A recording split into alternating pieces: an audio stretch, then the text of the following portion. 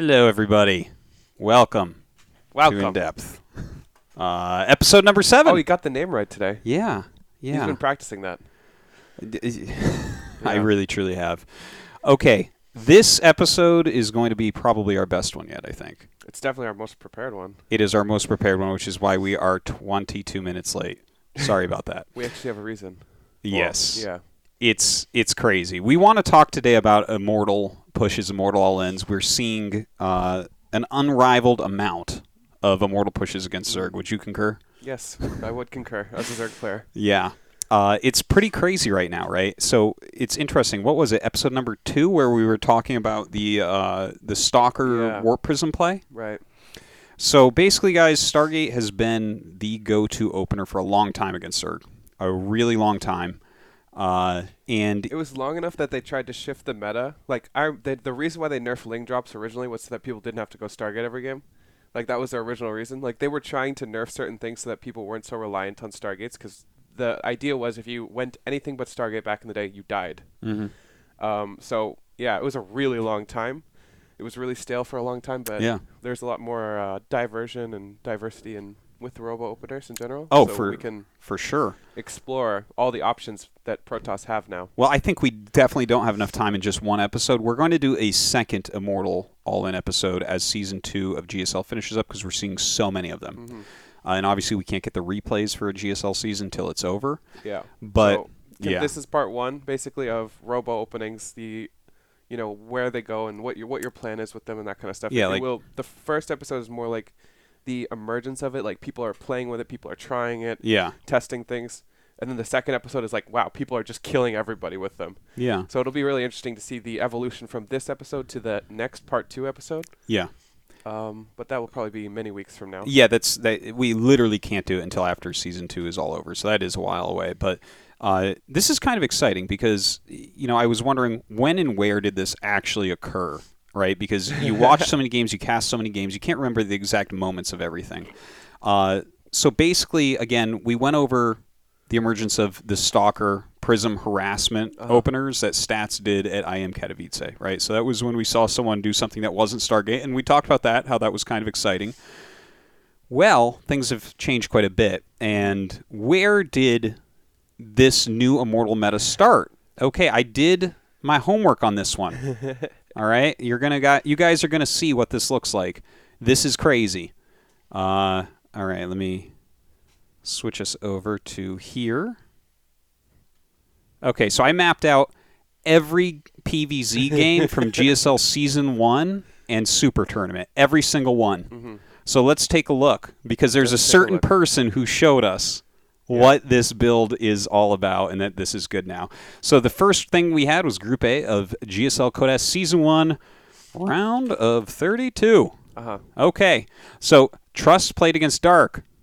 Archon drop, Robostalker with a Gateway All-In. That's not what we're looking for. Okay, Deer versus Dark. Starport, DT Archon, Starport. Stargate, whatever, it doesn't matter, same thing. Makes flying units. Okay, Group B, lots of PvZs here. Stargate. Guess what, Classic and Trap? You guys certainly didn't start this shift in the meta. Right. All right, going into Group D. Oh, there he is. There he is. SOS. We have to turn your mic down a little bit. Oh, is it too loud? Clipping. Sorry. It's okay. How's that? That's better. All right. Okay. So that's interesting. SOS already shaking it up. And Solar is also... Another thing you should note is the opponents. Yes. For example, if this is SOS versus True, SOS versus Lucia, SOS versus anybody lower tier, probably saves this stuff. But Solar is scary. Yes. Okay, so let me actually tell you exactly. That was a great thing that you pointed out, because Jake, of course, has to take a 2-hour bus ride to my house, so I get extra prep time before our episodes. But literally, and I had written this down on my phone because I found SOS's interview after winning this group to be very interesting. So he beat Solar in the finals, and then Gary was asking him about this series. Right. And he literally said he prepared these builds for later in the tournament, but felt he had to use them here. I didn't even know that, by the way, guys. Guess what else he said? He said, Zergs have gotten too good against Stargate openers. They're so good against it, they practice against it all the time, so he invented these builds to try to kill them without using Stargate units. That was his main goal, was to try to not use Stargate against Zerg, because Zerg has gotten so good against Stargate. Right. So this right here is the beginning of all these Immortal builds that everyone on Earth is dying to right now. It was literally SOS, the first one showing in a pro match. Now let's see how long it takes for this to pick up, because it's insane. Watch this, right? So he does some sick builds. They do really well. Right. Let's keep going. This was kind of interesting one. It was like a fake robotics You know what's funny? all-in. It would be SOS and Hero. You know what I mean? It would be them to diverge away from the Stargates. Like, even though Hero's doing something totally different. Yeah.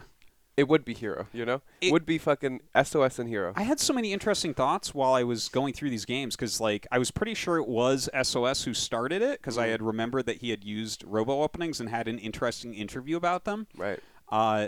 And then I was like, okay, who's going to be after SOS? Because I couldn't remember the games, right? And I was like, maybe it's going to be Hero. Not really, right? He used a fake all-in to try to trick Scarlet and use Stargates, whatever. And then he played her again. Nope, none of that, right? Stargates, Charge, and DT. Then I was like, oh, maybe it's going to be Creator. He's on the same team. Maybe SOS is like Creator. You got to use this, man. Man, this is so good, dude. Come on, man. Nope, it wasn't. It was Stargate, and then one robo build. So, maybe a little bit of an influence. And then I was like, well, Patience, he knows abuse. Well, he does. Okay, offensive hatchery on him, and then a cannon rush. Yeah, okay, Patience, you're off doing your own thing. Imagine offensive hatching Patience, by the way. I know, right? This man. Oh, God. All right, so then Group A of the round of 16. Stargate cannons. Yep, that's Patience for you. Okay, Hero versus Dark. A Prism Gateway build, which is a little bit different. That is something that we want to talk about a little bit, It actually plays a lot more into it than you think. So we should discuss it. Yeah, well, the thing is, almost all the Prism Gateway builds, where you're going for like a Stalker Sentry attack with no Immortals and just a Prism, they lose basically every single game, but they're actually important for the Immortal push to work, because it makes it so that when you open Robo, people are not too greedy. Right. Because if they are too greedy, they will die to that stupid Gateway push because it's so fast. Well, it also is the army composition too, but we can get into that more. Yeah. Because like the Zerg player has to react a certain way against Immortals and against Prism Gateway timings. And then, of course, you see, once again, Hero, +2 Immortal, and a Stargate. So it's not, obviously you should never see a build 100% of the time. Right. But yeah, you can see that it really, SOS and Hero are kind of the tip of the spear. And we see Deer vs. Dark, Forge. Yeah, that game was very, very weird. With the Nidus and everything, it turned kind of weird. I think that Deer was going for just Immortal, though, because he opened Forge for upgrades, and then a Nidus came, and he was just playing defensive.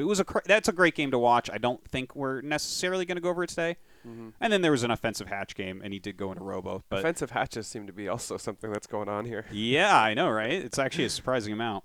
Then we go into Hero vs. Dark. We had a Stargate and a Twilight. Round of 8. Classic versus Rogue. I thought, you know what? I don't remember all the games of Rogue beating Classic and Dark. He probably used a lot of this. Cannon, Stargate. Oh, an Immortal All-in. There we go. Stargate.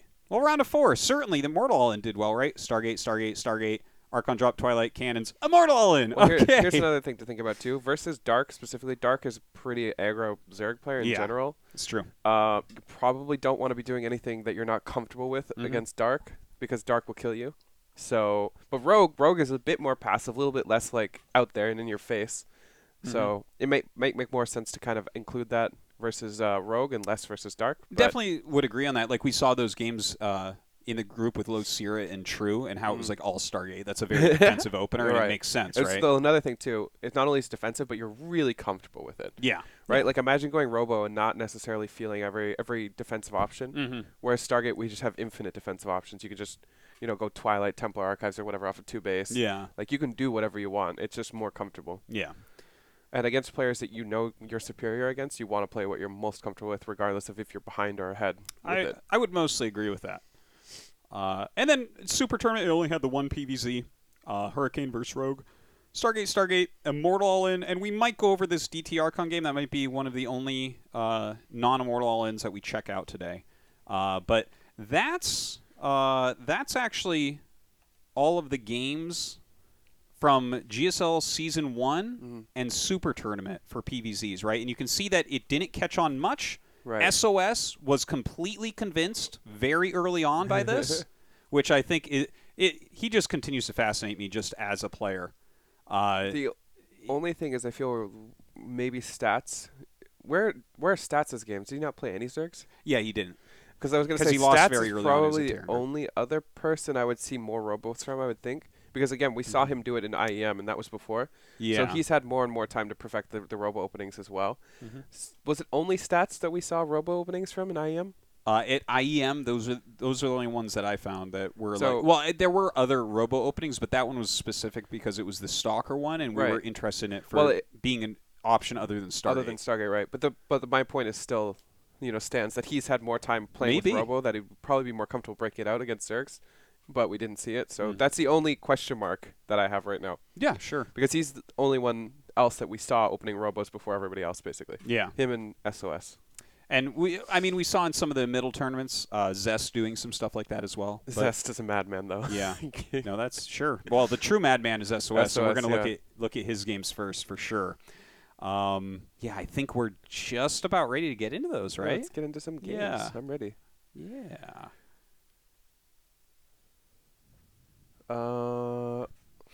Yeah. I'm ready. By the way, guys, you want to support In Depth? You do want to support in depth. I bet you probably do because we put a lot of work into this show and you like it. You guys just saw the notes that Artosis took. Took me a long time. Took me all day long. Yeah. That's why we did those started for late. you. I wasn't done. I made Jake sit here and he kept being like, should we plug in the mics and go live? I'm like, no, I'm finishing this. I'm finishing this. You know what's actually great? He writes them down on a notepad, okay, guys? Writes them down on a notepad. He's doing all this work. He's writing them down. You know what he does? He takes the notepad and types it out on his computer, and as he does it, he crumples up his notes. Does anybody see a Should I faster keep the way? notepad and the computer? Does anybody see a faster way here? Maybe we should go in depth on this. Anybody? It's a good way to do it. I asked him, why don't you just type it out first? He says, my brain doesn't work that way. It's true.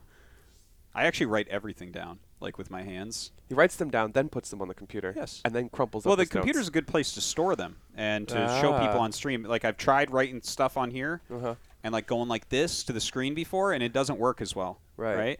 It's like, there you go. The super tournament. There you go. Yeah. Yeah. Didn't crumple that one up yet, did I?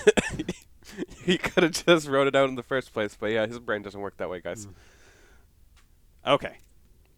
Getting into episode number 7. Let me find these SOS games. Oh, here they are. Oh. Here we go. So again, this is very exciting, and we've really seen a change in these builds and more development of these builds this season in Code S, like ridiculously to the point where Zergs are having a very hard time. Right. So we will be doing a second episode, but this is the very beginning, the very emergence of these all-ins, and we are going to jump into that. Let's do it. It would be interesting to see SOS versus Rogue. Oh, get rid of the Super Tournament logo. This is not from Super Tournament. Sorry, guys.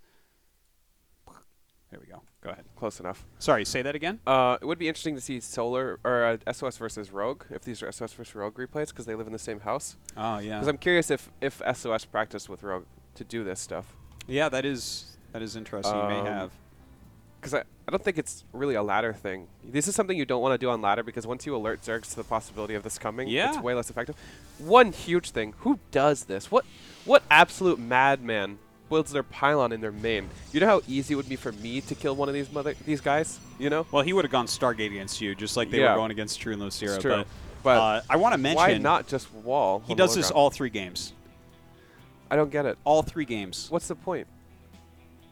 Because he wants his stuff in his main. Why? I don't know. It's a good question. I don't either. I think it's way less defensive. Even if you're gonna Maynard and Pig, thank you for the raids, my friends. Thank you guys. The Aussie raid. I hope you are ready to learn about Immortal All-ins. Anyways, what were you saying? Though I mean, this wall is really, really strange to me.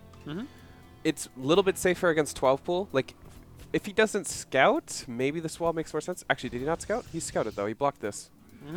Doesn't make any sense, really. Well, no one's... Yeah, it just doesn't make any sense. Yeah. The thing is, he has his timing up so that speedlings don't get him. He gets a wall up. Yeah, but why not just build it on low ground?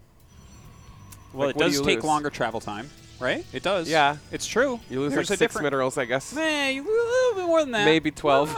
Like, you lose a quarter of a probe and not die to just run bys later on. I wonder what he would do if you go 13-12 or something like that. Well, I think you actually live just fine against that. 13-12? I Yeah. don't think so. I think you have to sacrifice your natural, and I'm taking a nat, and you'd just be dead. No, if they're 13-12 and you sent your probe that early, you should be able What to... are you going to do? Build your gateways down here? It's not going to be fast No, enough. no, no. You're Sacrifice fine the in your nat? main base. Yeah, that's fine, though. That's good for me. How are At you a going to break 13-12? out of it? You make units and you go. Artosis doesn't know, guys. Come on. Oh, my God. You can just make units. You have to build up like 3 gateways in your main minimum. Okay, this isn't an episode about gateways in your main base. I mean, I'm very interested in it, and I think it's really weird that he did it.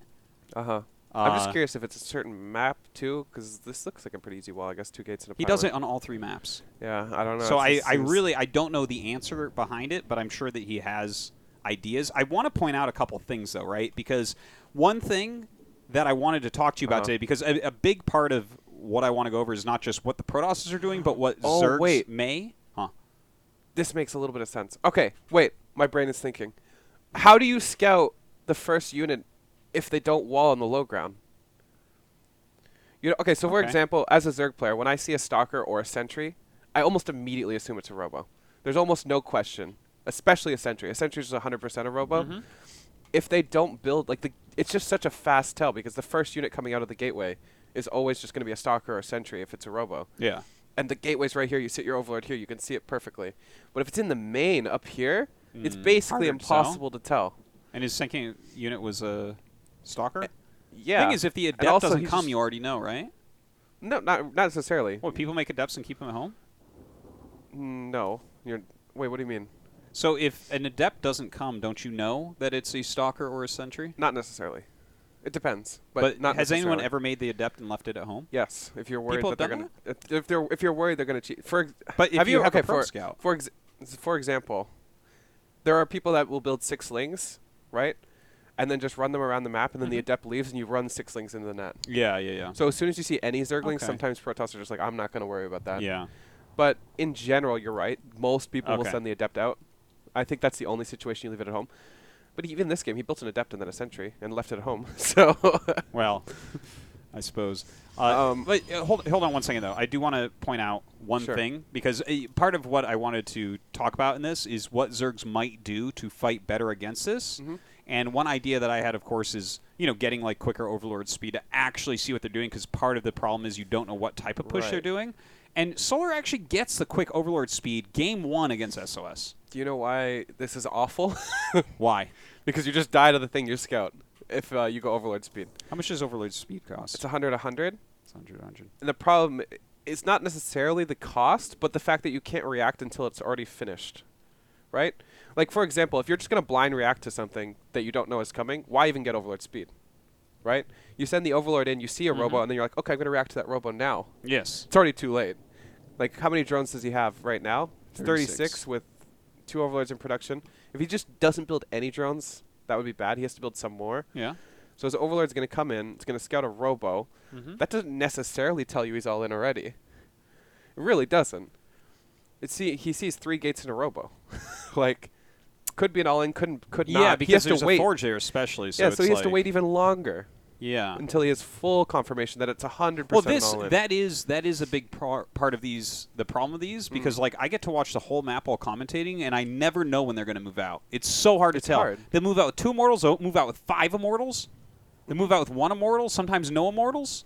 Sometimes with +1. Sometimes with +2. It's true. I feel like it's a bad Dr. Seuss book. Like I just don't know.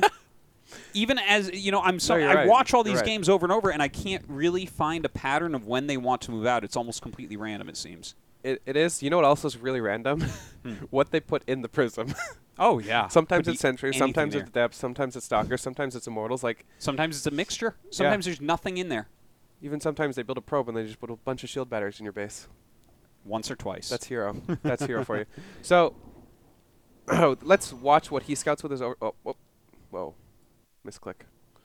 Let's watch what he scouts with the Immortal, or the Overseer. So, scouting the Sentry Stalker, he already knows it's a Robo. As soon as you see it, he throws down a Roach Horn, right? He already knows it's a Robo. The question is, what Robo is it? Well, And he that doesn't is the know question. He it knows is it's a yet, Robo. right? He knows it's a well, Robo. I guess he assumes it's. Well, a Robo, he just right? saw a Ling. He sent a Ling and saw the Sentry and a Stalker. 0% chance Stargate. 2% chance it's a Twilight, because that would just be Here's really what I don't understand. He has this crazy. Adept here. Why doesn't he have that in the wall instead of the Sentry? I don't know. It's another one of these questions that doesn't make any sense. I suppose. Perhaps he wants to do something with these adepts, like drone harass. Oh, But okay. Yeah. Catch that's- him when yeah. he's on like 4 to 6 lings. Well, the thing is, you're not going to build any lings if there's no adepts coming. Like, as soon as he saw them, he made 4 lings, right? Yeah. Imagine these adepts don't get scouted. He probably kills like 3 or 4 drones. Yeah, that's true. So Solar's sending his overlords in. He sees +1. 12 lings on the way. A little bit much, but also what is he building? He's building drones. Mm. Really, it's impossible to tell it's an all-in right now. Because you see a forge. Also, no, in it's general, super hard, if yeah. you see a second upgrade +2, it's a little bit more suspicious, I think, especially with no third. Like, what are you doing? Rushing up to +3? Yeah. Well, yeah, right? And also, he's killing so many drones despite it being scouted. Like 3 drones, that's already as much as I expected if you didn't scout the adepts coming. 11 drones. Another thing about killing these drones is it forces him to build even more drones. Because you don't Yeah. want to... The worst thing is holding an all-in and then being behind still. Because that happens a lot. Alright, Prism on the way. We've got Charge. Really interesting that he puts his buildings here. This is also a huge tell that it's probably an all-in. Yeah. Like Charge, really fast Charge generally isn't necessary if you're playing defensive. But if you're playing aggressive, obviously it's necessary. Yeah. 5 gateways. It's so interesting to see where he builds his stuff because Overlord speed should allow you to scout everything. But if I fly my Overlord in here and I see 5, 6 gateways altogether, that's actually probably an all-in. Yeah. But impossible to tell. You see these 2, 3, and then you know it's 100%. Or these 2. Takes a Nexus. Yeah. The thing is, I think that this is also confusing because a Oh, it's lot just of these really builds confusing. have the Nexus. And the part that really kills me, and we'll go over it in the second episode of this, is that one series where, I forget who it was now, but earlier this season, like last week or the week before, someone did game 1, 2 Immortal move out, and then game 2, like a 5 Immortal move out. And I'm like, you can't tell which one it's going to be. You don't know because they can leave on any amount. No, it's true. I don't really like SOS's build so far. I also really don't like Solar because he got his over. I like Solar as a person, by the way. I really don't like that he got Overlord speed, but I felt like he hasn't really used it much yet. Well, he's scouted in several times, and he's using it with drops, so that's kind of neat. This is good. Yeah, he should be doing this. But like, for example, does he even know the third exists yet? That's huge. That's a huge mistake. Yeah. But what would that tell him? Would that tell him, oh, it's not an all-in? Because it is. Wouldn't tell him anything, but if it was finished and saturated, that would tell you a ton. Yes, for sure. If it's that not would. finished, that's pretty sus already. Yeah. The point is, it's scoutable stuff. Also, this push got so far in without it being scouted.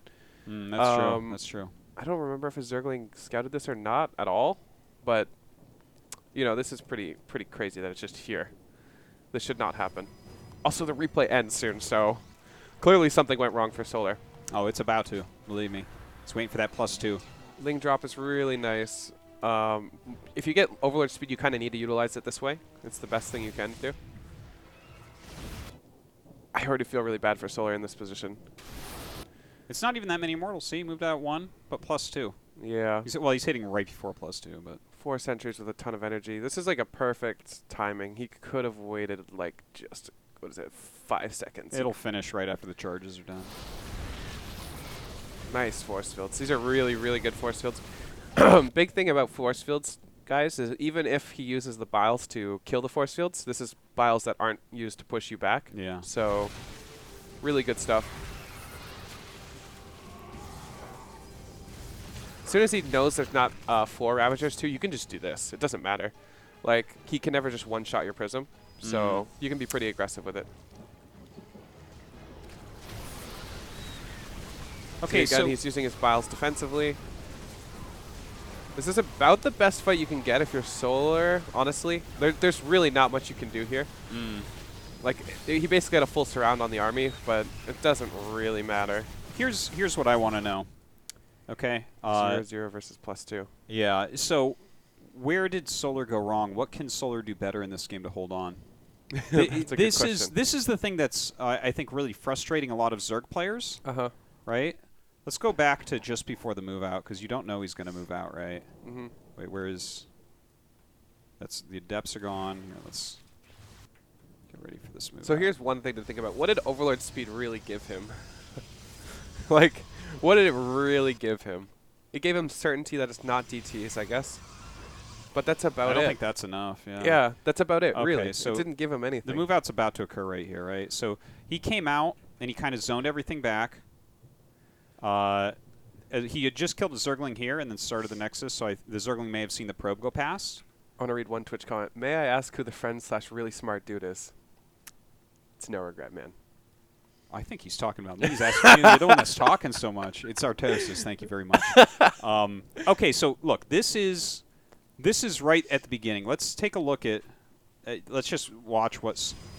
Okay, so here's actually a Scout Zergling right there. Let's see what Solar's making. He's making Hydras, right? He's continuing these upgrades.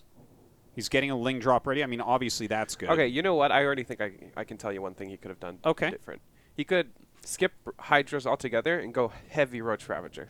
Like heavy. Okay, but hold on. If he's going heavy Roach Ravager right now, and SOS probes this up, yeah, I agree. Then then Solar's behind. You're right, totally right. Okay, but at the same time, if you don't do that, you just die. So well, this is what we're trying to dig into. I don't have any preconceived notions one way or the other, but like this didn't have to move right now. No, it's true. So as soon as you see this, like with that Ling, it's only one Immortal. Yeah. Right. You probably don't need that many Hydras in general. It's pretty heavy Archon charge lot. You're right. Mostly. Roach Ravager would have been better against this. But you're right as well, though. I think if SOS sees this, he just backs up if it's a ton of Roach Ravager. And then he probes up his base. But instead he gets up and he sees how tech-heavy this is. It's like, obviously you're buying a bunch of upgrades as Zerg if you're already making Hydras. Plus he just made a couple Ravagers. Like, he's even doing a Ling drop. SOS doesn't know about this yet, but like, it's very obvious that your army pairs well against this army. And if it didn't, he has +2 about to finish and a third Nexus about to finish. Right. So he can transition out of this. It's only one Robo, right?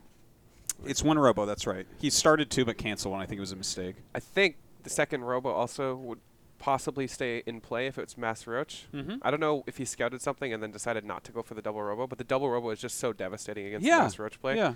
It's so good. And the thing is, I don't think if you go Mass Roach Ravager here, you have a kill timing necessarily. Like, no, I guess you got charge early, but with this much Sentry energy, you should be able to make a couple batteries at your third and just hold on. So the balance Zerg players have to figure out is if you go heavy Roach Ravager, what are you going to do if they play passively? Because these units do not scale well. They really don't. Past a certain amount of Immortals, an army becomes unkillable. Yeah. Like, if he has 6 Immortals, you could have max Roach Ravager. You're not killing him. Like, 6 Immortals with proper support, you're not killing him. Like, I don't care who you are. It's not happening. So, really, there's not that much you can do. Like, the thing is, there are people... This is why the Spire play is so common. Yeah. But you know what people are doing? People are going this, and then they throw double Stargate down. Oh, brilliant. they just have two Hero two did big that first, Yeah, man. Hero does that, right? Hero literally did that against Scarlet. Yeah. That was the group after this group, and that was Season 1 very early on. So Sasha's playing Partosh, and she says, I have this unkillable build. It's literally that. She just throws down 2 Stargates randomly and just goes Mass Phoenix. And then if they go Mutas, they die. If they go Roaches, you hold with your 1 Robo, Immortal, Sentry. Jeez. And you can use the Phoenixes defensively, too, if you have to. Obviously not optimal, but... God.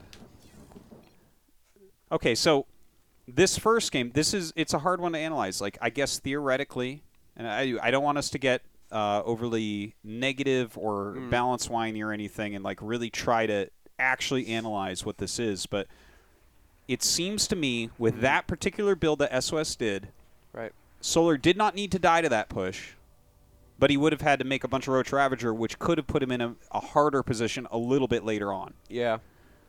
I think what he should do is the same thing, like do exactly what he did, except instead of getting any Hydras, get the upgrades. That's fine. Like, get your Hydra upgrades. Just Roach Ravager. Yeah, yeah. As soon as that. Ooh. As soon as the push is pushed away, then you add on your Hydras. Yeah, yeah. Oh, I'm digging that. Yeah, that's perfect. That is a much better, more thought-out idea, I think. I really like that idea a lot. And then if they go Phoenixes or whatever, you have Hydra. Yeah, because the Hydras themselves are pretty garbage there. They just don't have a lot of health. They're going to die to this Hydras are like this sick unit where it's like after a certain point, they kill everything, and below a certain point, they kill nothing.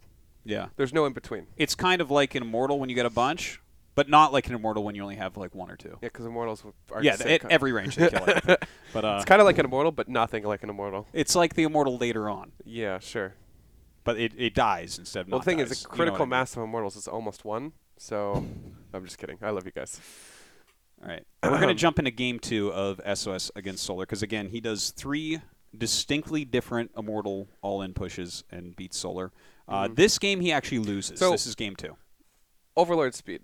Yes. I think it's still not really viable, though. What do you think? I don't know yet. I'm withholding judgment. You know, I want to offer this up as a possibility. A lot of Zerg players just instantly say no. It's really hard.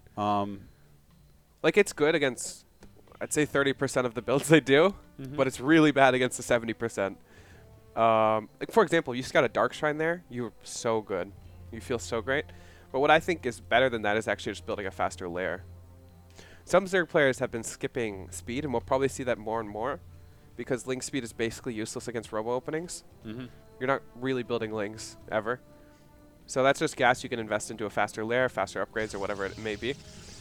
I actually think this opener is really abusable. Like, I know you don't think that, but I really feel it. Well, I think that if you have it really mapped out, you're probably fine, but... It's true. It's possible. But I think 13-12 kills you. Especially if you don't wall. You're pretty sure 13-12 kills everything in every matchup, though, as far as I can tell. What happened last time we saw 13-12 in GSL? Why not just build it here, too? Because this is even harder for 13-12 if you don't wall here. Yeah, I'm not sure. Like, 13-12 is a lot of links, man. We're not talking, like, a few. This is a ton of links. So, see, he gets his wall up. Yeah. So, hold on a second. Okay, he did get Zergling speed. Honestly, I wouldn't get Zergling speed, I don't think. Like, well, maybe that can become the meta, but you can have a harder time again. Like, Adepts can kind of have their way with you, right? Yes, that's true. Europeans don't really do this, or already kind of skip speed a lot. Yeah. It's not great, but at the same time, it's not necessary if you're going roaches. The only thing that if you utilize link speed right, it's probably worth it. Like if you have lings on the map looking for war prisms leaving. Like look at this. This stuff is great. Good job. Let's get the Overlord to the left. Yeah, he has full vision of everything that can come out. So he's just looking for that prism to leave, right? So what just flew out? What flew out? Let's check it out. It's a fake prism. Oh, this is so smart. Because this is actually normal. This is a normal timing for a prism. Yeah. Because the only reason why he doesn't have a prism already is because it's 2 immortal first. There's no way to tell that this isn't a real prism. Yeah. This is so smart. SOS is such a huge brain. He really does. So immediately, Solar thinks this is the prism because this is a normal time for a prism. He has to respect that, and then the real prism flies out with 2 immortals in it, which is just later than it normally is. You don't even have to do anything. He just doesn't want to show that it died, you know? Yeah. Like if it... look, he puts it somewhere where it shouldn't be seen that it just, you know, ceases to exist. See it. Amazing. And now the real prism can fly out. So smart. It's really smart. Okay, so this game he gets 2 prisms, huh? Does he? Didn't he? Oh, wow. He's just going for it. No, you got 1. I'm so stupid.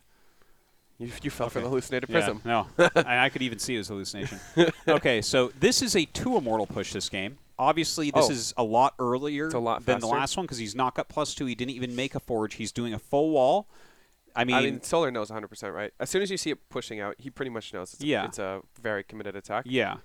So let's see what he's doing this time. He's making a lot of lings. If you killed this Overlord, this game would be totally different. But we can continue. I really like this reaction. So far, this is one thing that does benefit you to have link speed because you can actually include lings in your fight. Yeah. If you're going like for really early or Immortal Sentry push, Ravager Ling is really strong. Yeah. Okay. The only problem with Ravager Ling is when their Archons out because Archons just kill all the links. Let's see what he does with this push here. Spore Caller is quite cute. Yeah, I like that. Okay, Ling's coming up from the other side. Those Lings on the other side do force a lot of force fields. Yeah, it does. Oh, he actually messed up that force field. I guess that didn't matter. It also here is a big thing. Like all the Zealots are coming forward and dying to roaches. So, and look at the prism! Oh! Oh! This Spore Crawler is a legend. This game is over. Get out of this game. Imagine a prism dying to a Spore Crawler that was just rooted there. They burrow so quick, man. It's crazy. Yeah, but it was burrowed like before the fight even happened. Yeah, that's true. There's no excuse for very SOS. quickly before it happened. Okay, so let's take a look at this game.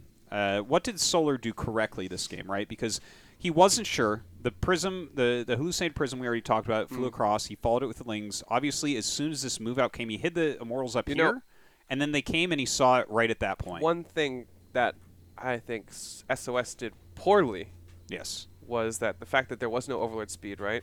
Mm-hmm. The fact that this Overlord scouted literally everything coming out of the base. Yeah.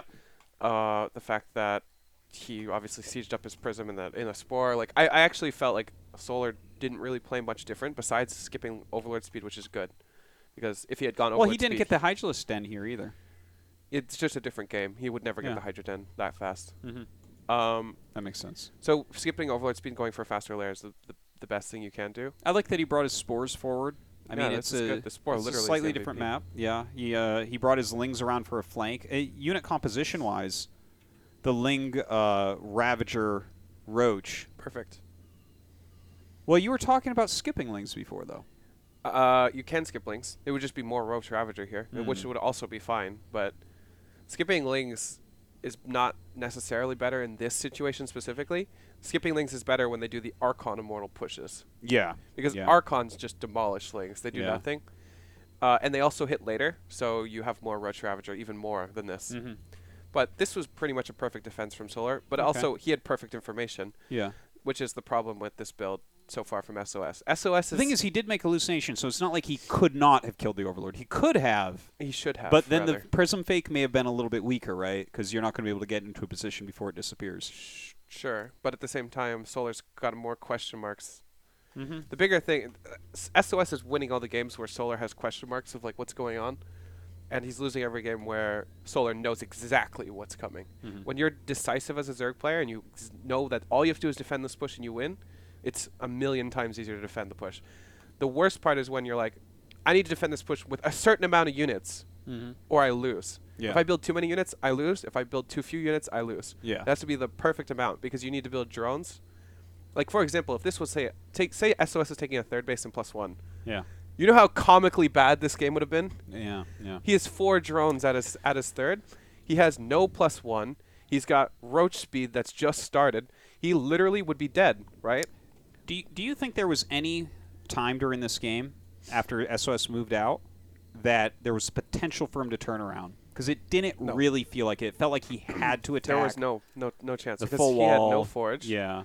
He had 1 gas. Yeah. He had What's his probe no count third. at? 40. Yeah. Like, there is 0%. This is all in or nothing. There's no Yeah. in between here. And to be fair, that's probably the best case, right? If you do something in between, it's way less effective. Well, it's just that last game, right, with the +2, could have turned around. Yeah, totally. Absolutely could have. But also, it hit so much later. Like, Yeah. we're at 6-11. Yeah. Yeah, that And the one thing hit is at that- like 8 something, right? That was So- the strength of it, right? Because Solar was trying to find that balance, like I Mhm. said, and he was too far on the +1 Hydra, too many drones, right? And again, you need to Yeah. find that balance. And if you hit the balance where you hit too many units, SOS backs up. If you hit the balance where there's too few units, SOS pushes you. Mhm. So this is like the fine-tune thing that you're doing with Zerg, where you're trying to find a perfect balance almost all game. You know what that requires the most of? Hmm. Scouting. Well, And scouting is something that Protosses are very Well, I good f- at denying right now, they are good at denying it. except for this game. I feel, though, like your analysis is a little bit all over the place with whether or not to get Ling speed. I feel like that's a hard choice to make in the It's a early hard game. choice. It feels a little bit gambly But in for a lot example, of ways. he would have been fine this game without link speed. He would have, but that's like 20/20 hindsight, right? Looking back, Well, I mean, it's like he's it would have fine been in good. both situations, is what I'm saying. Yeah. I'm saying at the beginning of the game, though, right? You could be in Mm. trouble because of this. Like if they put on any sort of a depth pressure A early. depth pressure is even not that bad with Roaches. You just need to have the right. But even like the first 2 are a little bit scary, That's right? annoying. Yes, I'll give you that. If you're losing 4 drones to that, I think I would rather buy Ling speed. I don't think I'm not a huge advocate for it. I'm just saying that that's a potential. Yeah. I actually like link speed a lot more, obviously, as me as a player. Like, that's my jam. Like, sometimes I'll skip Roaches. Okay? Mhm. I'm a madman. But link speed is definitely a way you can get around it. Though I would not advocate for it, especially if you're in the lower leagues, guys. Do not Yeah. skip link speed, dear God. Okay, listen to me. You're only allowed to do this if you're rogue or dark or somebody like that. Yeah. Okay, we're going to jump into Game 3 of SOS against Solar. And this one, SOS wins, of course, to win the group. I still think it's so fascinating, the interview, how he talks about how Zergs are good against Stargate, and it's like too hard to play Stargate against them. It's true. No, Like it's totally everything true. eventually stabilizes and normalizes. There's a chance that we will probably see Zerg players be more and more comfortable with dealing with this stuff. But right now, finding that balance that I'm talking about, like the fine-tuned balance, is really hard Well, because that's we what don't we're have much experience against it yet. Yeah. As Zergs. Well, that's why this episode's really fun for me, is that we get to kind of look deeply and be like, wait, what should we do here? Like, what are we looking for? Gas and pool. Imagine a gas and pool going down. You have a gateway here. Like, he still hasn't gone up the ramp. You could fake this so easily, too. Well, now you see the second Overlord, right? So you know the timing of that. He's not paying attention. He's SOS. He doesn't give a fuck. Okay? He's just like, I'm blocking a natural. He doesn't care. I love how you both call him a genius and an idiot. It's amazing. I mean, there's a fine line here with being really smart and just doing things for no particular reason. Well, the thing is, I think SOS thinks ahead, too. Like, he might do this and think in the next round I'm going to do a regular wall. And there's going to be some idiot who opens true. up. It's totally true, actually. That's another thing you could do if you're SOS, but we haven't seen that variation. But at the same time, Solar's not going to do that.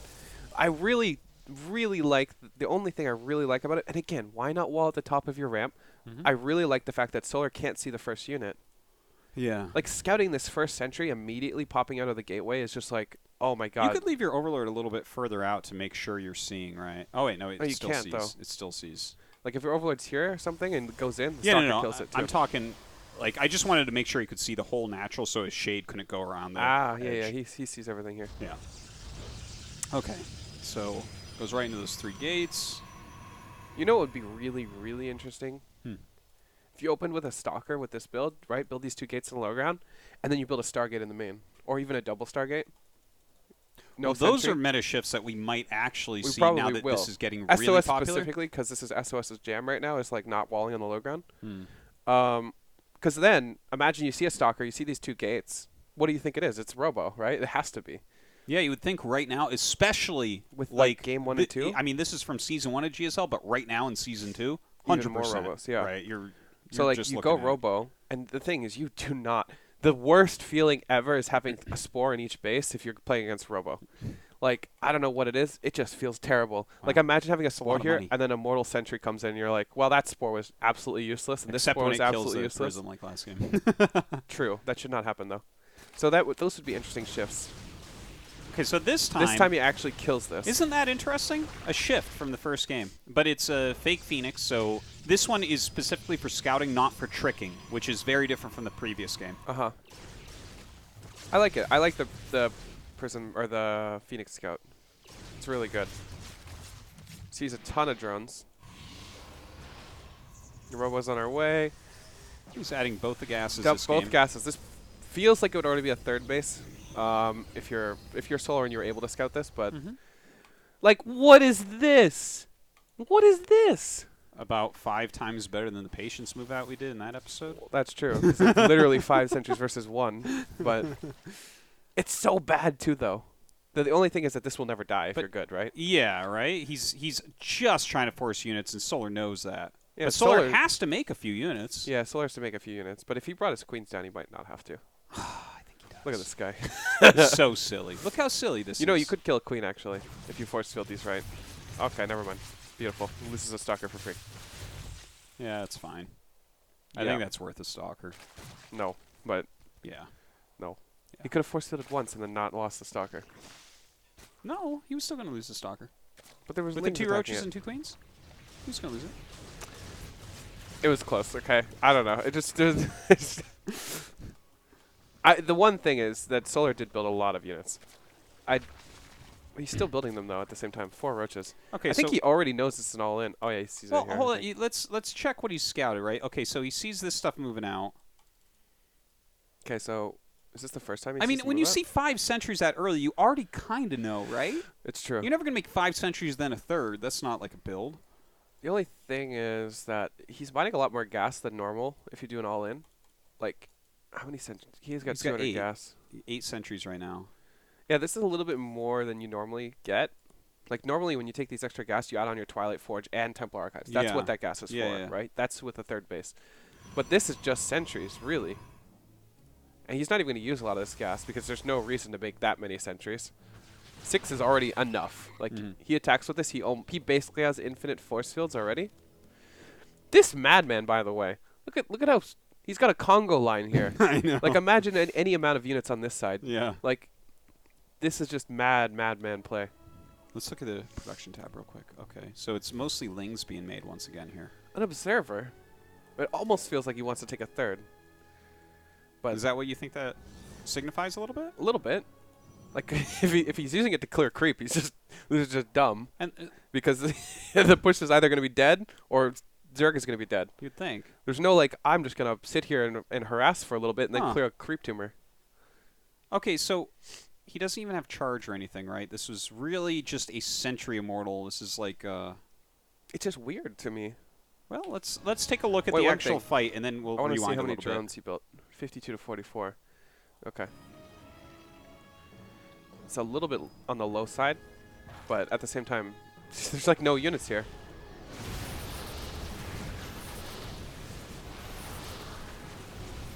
My God. Yeah, my God is right. My God. Like, look at all the biles are used just to clear force fields, and he Yeah. still has, what, 4 or 5 more force fields? Like, this is great. As soon as you get into this position, too, yeah. you could almost 100% snipe this base down. Oh yeah, that like- base dies 100% of the time. It's, Yeah, so, like, once you get here, he could actually, in theory, recall and take a third, but he doesn't even have to, obviously. That's just like a backup. Yeah. Oh my God. I almost feel like this map is too, like, it's too hard to engage this once it gets here.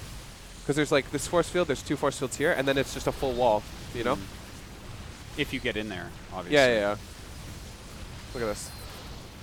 Just biles are going down. I mean, wow. Okay, let's back this up to the first moment that Solar may have known that this was an all-in coming, right? The sentries came out. Let's go to when the sentries first came out. He just recalled them. Okay, a little bit further back then. Okay, so he used the hallucination, right? You already know that there are sentries on the map. Let's see when Solar sees this. Like, Pretty soon. His vision's Solar's not there it great. is. There it is. There it is. Okay, so okay, he sees it right now. Check how production many tab. drones does he have? Okay, so he had already started 2 drones on that start. He has 40. So he only builds 2 more drones. No, he builds 10 more after this. Oh, 'cause really? It goes up to 52. It's 52 thought it was against 44 at 44. the beginning of the fight. I thought he was at 44. No, Okay, SOS is okay. at 44. That's too many. Yeah, well, let's see when he fits them in. Like, I think he sees how many units are here. Let's watch. Right, Okay, a couple One more thing roaches. I want to stop before. Yeah. It's so clunky. Like, imagine he just adds on these 10 drones now. Mhm. Totally fine. He Yeah. can squeeze them in. But the thing is, he's building Roachling to deal with the sentry push, and then he's building those 10 drones. Where these 10 drones are like, But I think this is all he makes is the 2 roaches and 4 lings. Pretty sure. Let's watch. I bet you it's drones building next. 3 overlords too. There's a little bit supply blocked here. Oh, okay. Yeah. 4 The overlords. are finishing up, and here come drones. Watch.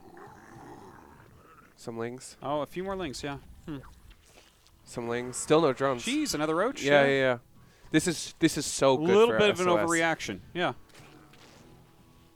I mean, this is Wow. night and day. Look at that. Look at that production tab. Just Yeah. stare at that, everybody. There's a drone. This is when he starts building the drones. Okay, now he's like, ah, fuck. It's too late already. I have all these units. Okay, Yeah. pause it right here. He's behind in drones even right now. Yeah. This is perfect. SOS's move out is so dumb and so smart at the exact same time. My God. Okay, so, but you see that many sentries, you're probably thinking that Phase 2 is coming very quickly. He knows. The thing is, though, if you're too few drone count and they go for that push, like, for example, let's say he cuts drones completely and he Yeah. only builds Roachling now. Yeah. He dies because SOS can keep reinforcing faster Mhm. than he can. And if you get into a spot like here and you're killing roaches faster than he's killing your units, it just starts snowballing more and more, right? Like, if you have a higher drone count, you can expend more units Yeah. because you're producing more. Sure. But if you have a lower drone count, you can't produce faster than they can. So you have to be more efficient 100% of the time, basically. Yeah, no, I totally, I get you here. Let's watch Solar's vision and see the decisions right here. Okay, one so thing- he's making his drones. Yeah, go ahead. I would like him to be more on the map with his links. Yeah, he just sent one up to the front, and he has both the thirds scouted. Yeah, Right? This is even like these links. If you can force fields on the map, it's like a night and day again. Yeah, that is true. That is true. Okay, he just saw the sentries come to the wall up there. Yeah, he's already producing units now. Yeah, he's one last drone, it looks like. Oh, 2 no? drones. Okay, so he's going to make even one more after that. Like, these links should be on the map. All of them. Yeah, they are kind of...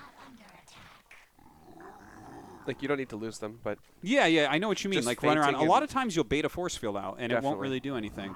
They'll be trying to catch you somewhere, but Lings are so okay, so slippery. now he knows 100% it's coming. Yeah, he Cancels just one went gas. past it. Okay, he cancels the gas. Just pure units being produced. He's sitting back. You are right. He's sitting back very far. That's a problem, yeah. But at there the same was time- a misordering when the initial sentries came out. When you think about it again, right? Yeah. Like he has such a wonky amount of units right now. If the drone round had happened and then the unit round had happened, then he did a few more drones and then units. Yeah. That actually makes a So big here's difference. another thing, too, is it snowballs. Because imagine he had more Roachling here. He can be more aggressive here, right? Yeah. The reason why he can't be Yeah, more yeah, aggressive yeah. with this army is because half of it's in production right now. 14 Lings, 3 Roaches, What he 1 has Ravager. is garbage. Like this little set of units. If this was here, that dies to like 2 Zogs. SOS force fields and kills it all. Yeah. But at the same time, he needs to be here because once the army Yeah. gets here, it's actually unengageable because there's so few spots to walk by. Mm-hmm. And he's in range of the hatchery on top of that. So basically, this whole loss stemmed from this weird Sentry Stalker thing that made him produce units. How weird. It's basically the only thing But that I think truly that Solar caused still to could have done a couple things better. I think probably he still would have lost this game. But this, it seems, right? Okay, so the very first thing he saw was the Sentry Stalker here with the wall. Mhm. The hallucinated Phoenix helped him to kill this. The next thing he sees is the 5 sentries, one Stalker coming down. Right. Kind of overproduces, gets a little bit of a supply cap, drones up, doesn't have his units forward on the map. Well, This just here's walks out and kills him. One thing to think about, too. Yeah. You know those idiots that we always make fun of for pushing with dumb gateway pushes with a Robo or an Immortal? Yeah. Or a Warp Prism with no Immortal? What if it's that? We mentioned this just briefly in the beginning, where that build, where people are pushing with a Prism and Gateway units, which sucks and almost awful. loses every time. It's part of the reason why this is so powerful. And Exactly. we were talking about it before the show as well, where builds like that, you have to mix in bad builds sometimes. Bad, right? They have a lower win rate. Not all your builds are going to have the same win rate. Not all your strategies are going to have the same win rate. And having some that are more risky and more crazy will up the win rates of your others. It's actually a true. very important concept. You can't just always play the same exact game. So builds like that absolutely are like part of the reason why this is so powerful, because you have to take it seriously. have You to see respect 5 it, sentries come around. I feel you're like "Whoa." Solar was in like a half respecting, half like, what is this? You know what I mean? Yeah. He's like half this is fucking dumb, but at the other half he's like, what if there's a Prism over here and there's five gates And warping in units or that's something? tricky playing at this level, right? Because you have to play so decisively with your decisions. Yeah. Like you have to nail it. You That's have to why- figure out what it is and go. That's why also as soon as the recall went off, like he snapped his fingers and started building drones because Yeah. he's like, I'm gonna die. You know what I Yeah. mean? He knows how much he needs these drones Mhm. because if he waits even like a little bit more, he's just gonna die to the follow up. Yeah. So you'll like if you go back to where the recall happens, he just starts building drones then because that's when he can 100% say there's no Prism. But really, he should have probably done it as soon as the sentries moved over here. Mm. Like once the sentries are here, you know it's not a push because why would they be here? Yeah, that's a recall location. That's a recall location. They're just exactly. looking for minimal force fields to stay If alive. they for just the like recall. run straight through, that's when you're scared because that Yeah, means he's yeah. producing more units, right? Yeah, totally. So, a couple things he could have done better, but really, it's really hard to do this on the fly too. Let's look at the actual micro during this and just see if there's anything you see that's messed up. This is for the surround, I believe, those links. Yeah, it seems. I can't imagine him trying to go for run by here, but actually, Yeah, no, he just checked. He saw Yeah. the Prism. Okay, he's back. God, that army looks so scary for this little Zerg army. it's Holy scary. It's crap. scary. Look at that! Even he knows it's scary. Of course he does. He's running. I actually think it would have been better to try and take it out there, though, than this. Gosh. I think either way, Yeah, he's probably just dead at this point, no matter it what. feels like he had him. It's very unforgiving. I think he also has to pull drones. Like, it's basically the only way he can win. At the same time, it's basically confirmed he loses, so you're balancing two evils here. He needed just Jeez. a little bit more time. Yeah. Well, having units active out on the map definitely would have helped with that. So there were some misplays from Zerg. Yeah. There's no question that there were some misplays here that I think could have done a little bit better. Even just that small group of Lings out on the map, slowing them down at all Right. could have helped there. Interesting. Very interesting. Yeah.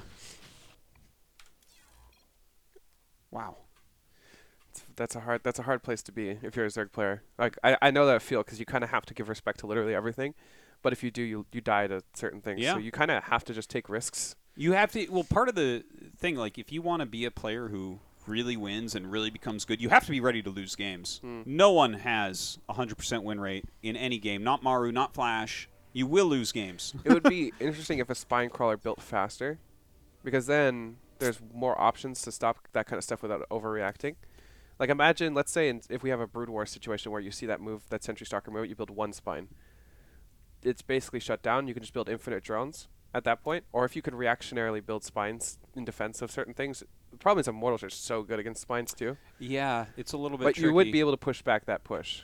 Yeah, I mean, actually building spines quicker, I think, would probably just be good for the game in general. I never think, wow, spines build too fast. Yeah, No one ever thinks that, right? They're just bad. That's actually part of the balance mechanism in Brood War is a map is going to be more likely to be balanced if you can start a creep colony to build a sunken as they leave their base and have it done before they get there.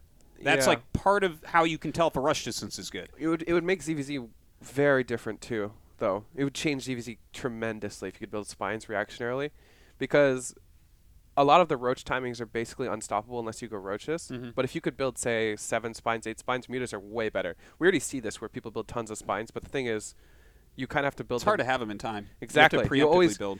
The roaches will always be there when the spines are like 3/4 of the way done. Any time that you have to preemptively build anything, it messes with the balance in StarCraft so hard. Like, for instance, Arena, this is one of the reasons that map was just utter garbage in 2015. Because you had to preemptively build everything because they could just attack you and die. You couldn't do anything in that time. But yeah, it kind of works in any situation in any matchup. If you have to preemptively build something, it's weaker.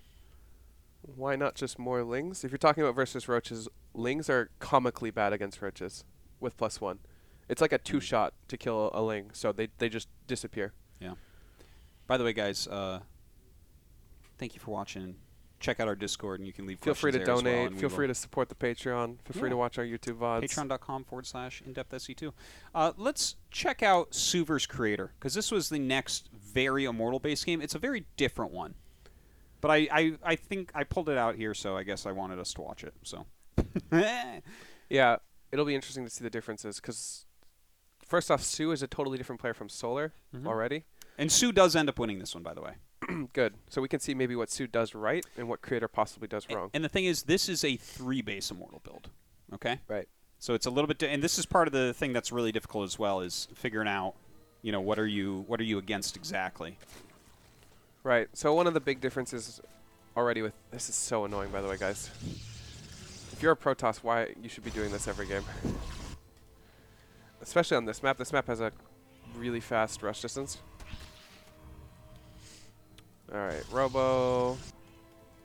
Look at this wall. This is the worst wall I've ever seen. That's a pretty bad wall. This is a wall where you reactionarily build a Baneling nest. I think the wall that SOS was making in his main base Wait, was better than this. What's going on? He thinks he's being rushed.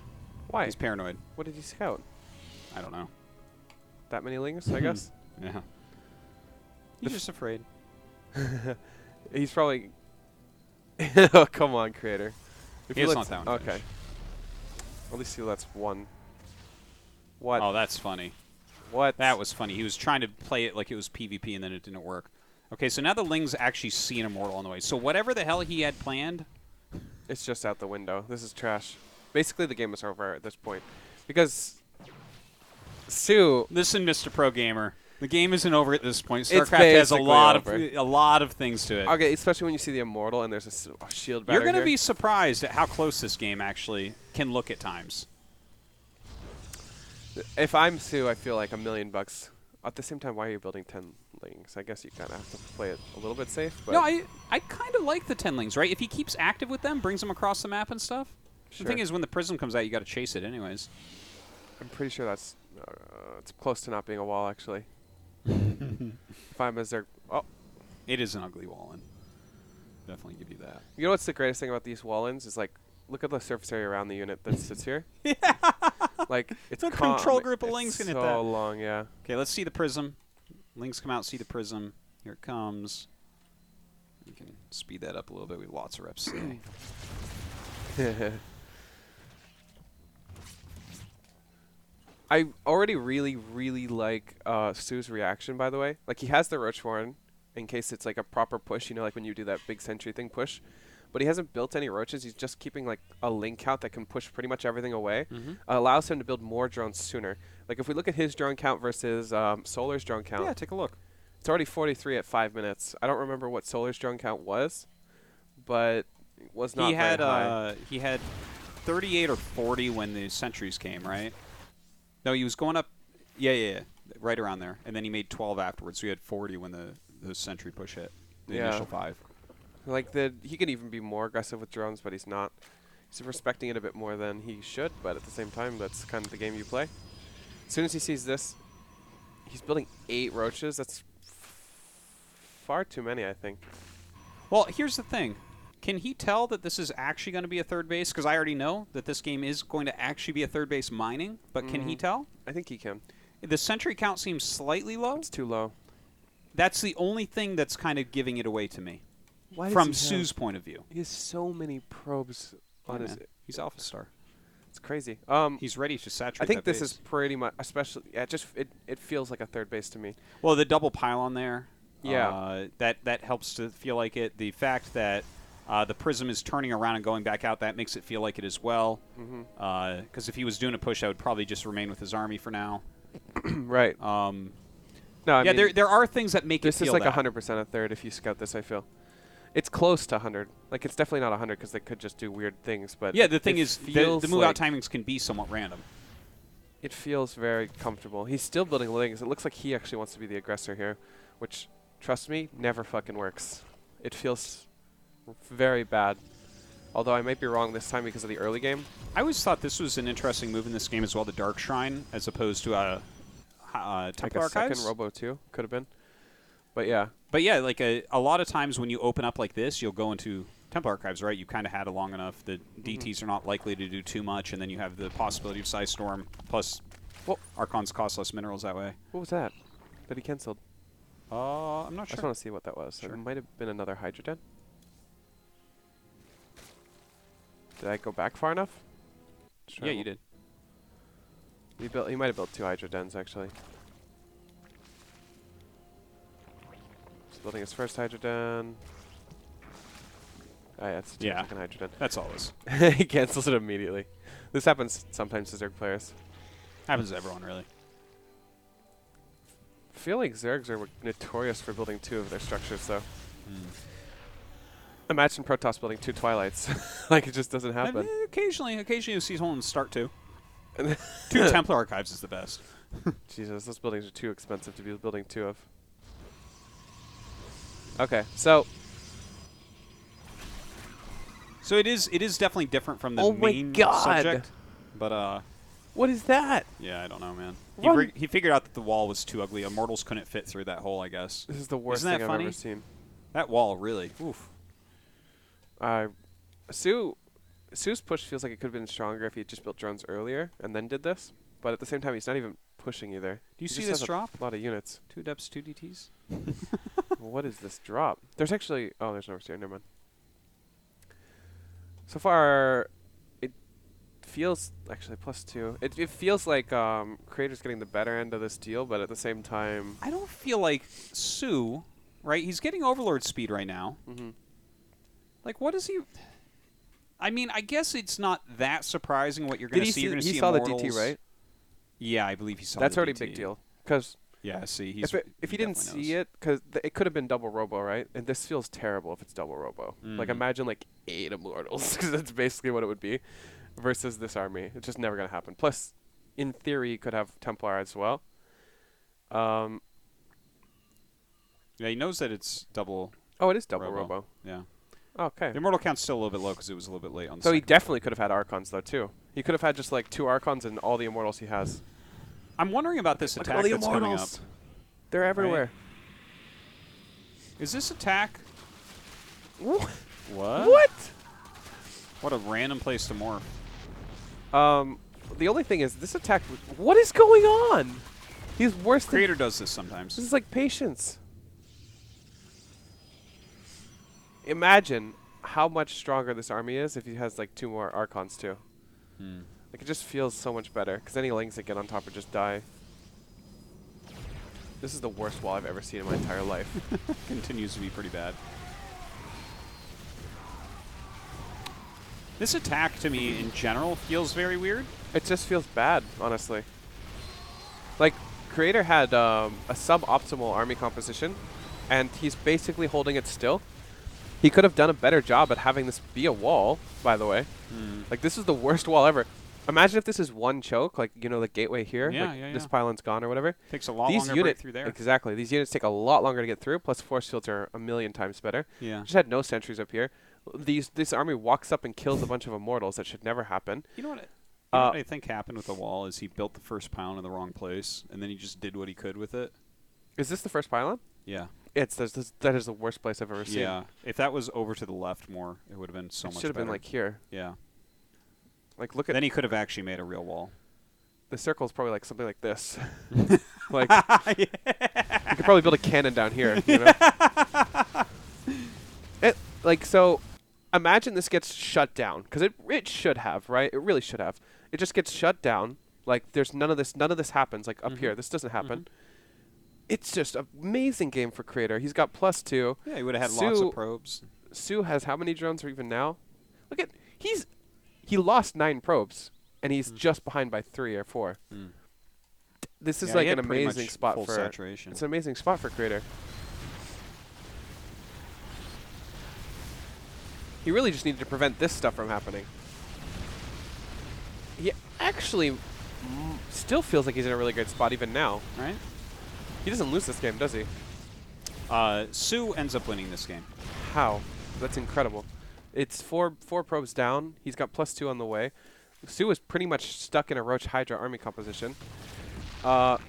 Creator's Dark Templar Archons feel kind of bad, but if he takes a 4th, he's in a great spot. The only way I can think he loses this is if he goes and attacks. Also, I love this Immortal or Robo. If he builds like a pylon here, this Immortal just never gets out. Look at that. Imagine you're like... Ling Run By comes in, you're not killing that Robo anytime soon. No, you're not. But you're unpowering everything in about 2 seconds. I think he's a little bit more passive than he should be right now, Creator. I'd love to see him try and clear creep and stuff at the minimum, but he's playing pretty far back at the moment. Even now, like going for a push right now would be devastating for Stu. +3, imagine a +3 push. If he goes for that, I don't see Stu holding. This is a peculiar game. What is going on? What is this? What is this? It's a flanking force. A 2 Immortal Archon flank? I made a joke, man. It's not really a flanking force. It's units that have lost their way. Oh! Oh, this is great. Again, you feel like $1,000,000 if you're Creator. I don't know what the hell that was, but this is doing great.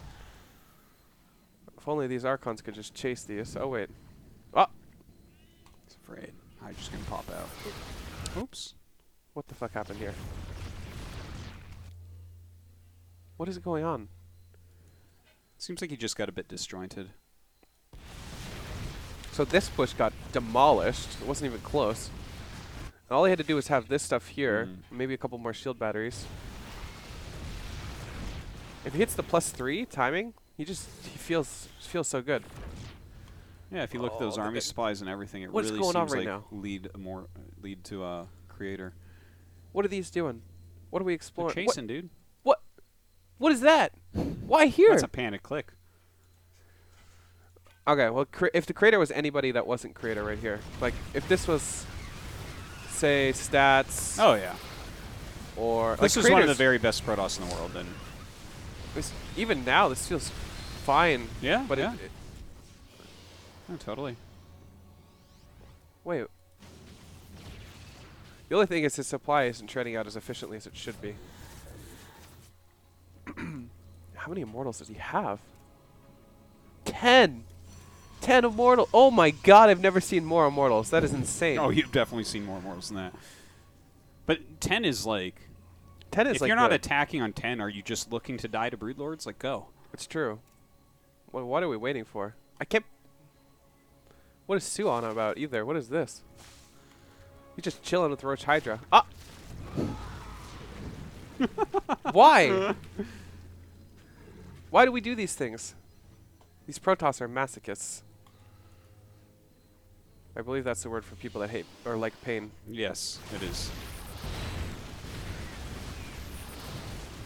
Like, The drop immortals are flank. cool and all, but what is this immortal flank even doing? It's not a flank. I think he's just like roaming, and he's was got like roaming two with halves of army. Yeah, he was roaming with a third of his army. This is immortals, though. So, why aren't we using Guardian or Force Field or something? Warp ins. No, I guess he doesn't have any money.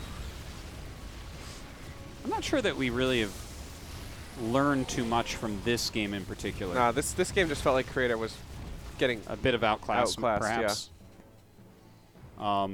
Okay, let's jump into another one. Now, that wasn't an immortal, and that was more of an immortal macro one. I was thinking maybe we could find a place where you identify that it's not an all-in and thus playing a different way, but with the amount of units that Sue is making and how the attacks seemed ill-fated from the beginning, it almost seems as if he was preparing for an all-in that never came. That's the thing, right? So he respected the fact that it could be an all-in, and then he just attacked with those units, which is generally really bad. But yeah, I actually played a PvZ against Vibe, my Protoss, and I did the exact same thing. And he pushed me with a bunch of Roach Ravager, and I had double Robo. It just feels good, you know, like you're defending with double Robo. And then he rushed up to Broodlords and just died to my Robo push off +2, 3 base.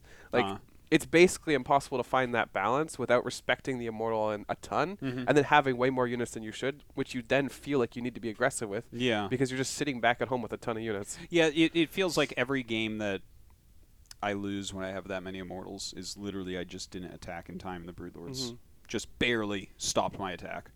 It's true. But okay, let's jump into, this is going to be from the round of 16. I believe that we're jumping into Hero versus Dark. Okay.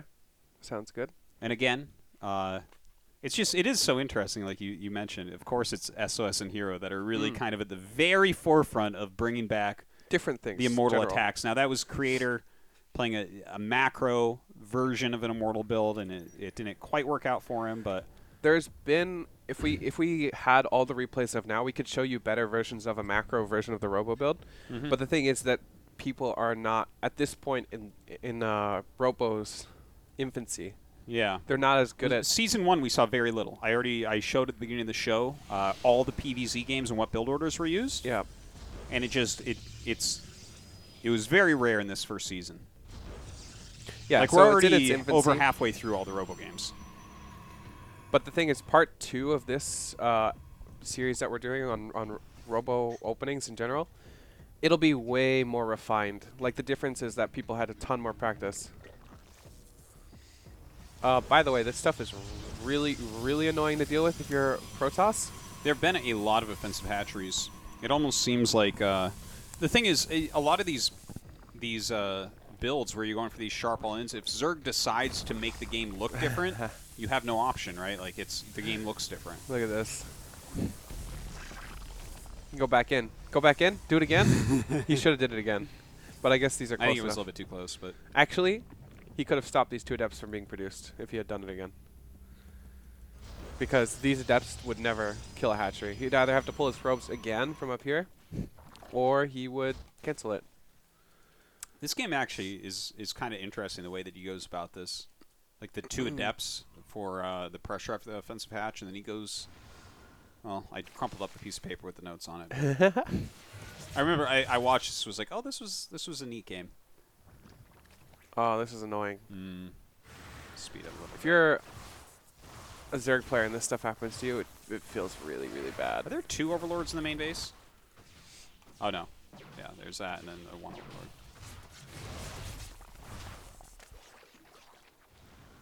So he goes Forge after the offensive gas. I think that's pretty cool.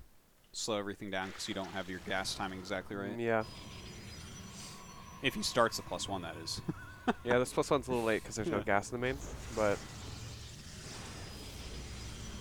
+1... Sometime. Day 13. He looks Never like he mind. built another sentry. Never mind. Did No that +1 get scouted? Or that Forge get scouted? Yeah. Okay, that's... But it wasn't spinning. He never started it. Yeah, but what kind of Protoss gets a Forge and doesn't have it spinning, you know? Haas. Or Hero, I guess. Yeah, patience sometimes. Yeah, those are not good examples of, like, you know, players that I think, oh yeah, those guys know what they're doing. Nah, never mind. I'm not even gonna go into it. I don't know why. Well, okay, so I mean, if you do see the forge, maybe he just didn't start the +1 yet, right? So Yeah, that's true. you might just be looking at this as, this is going to be a more macro-esque play, but it's actually one of these gateway pushes to start, which we've been talking about how this basically loses all of its games. Right. I do roughly remember this game. I think actually. he kills a couple queens, if I recall correctly. Killing these queens is huge, though. Yeah. He actually should just win with this push. But this actually saves him. This truly saves him. That is a ridiculous amount of probe skill. If this did not happen, Dark would just be dead. Yeah, the game would be over. Even if he had those lings down here. And the thing is, the reason why this push did so much is because I don't think Dark saw it at all until it got to his base. Three drones to 24 probes. At this point, you can basically do whatever you want and just not die. Well, this is kind of the interesting thing about why, again, you have to mix in bad builds. Yeah. Because Dark simply wasn't ready for that, but, well, I guess it still loses. Still. By the way, Zerg players should do that a lot more. What Dark did, it's literally 25 gas after you have a lair. Yeah, that's all you're losing. It's pretty cheap. And you don't need overload speed to do it, so you should do it if you're good at, like, you have that extra APM. Absolutely. It not only does it give you full scouting, it forces them to react to what you're doing, and you also kill probes. Yeah. So we see some Zergs being able to do it more and more, but if you get a fast lair, it's like really good. If he hadn't done that, the He game is very much in the favor of Hero there. Okay, so we have game 2 of Dark versus Hero. Let's go. Let's go.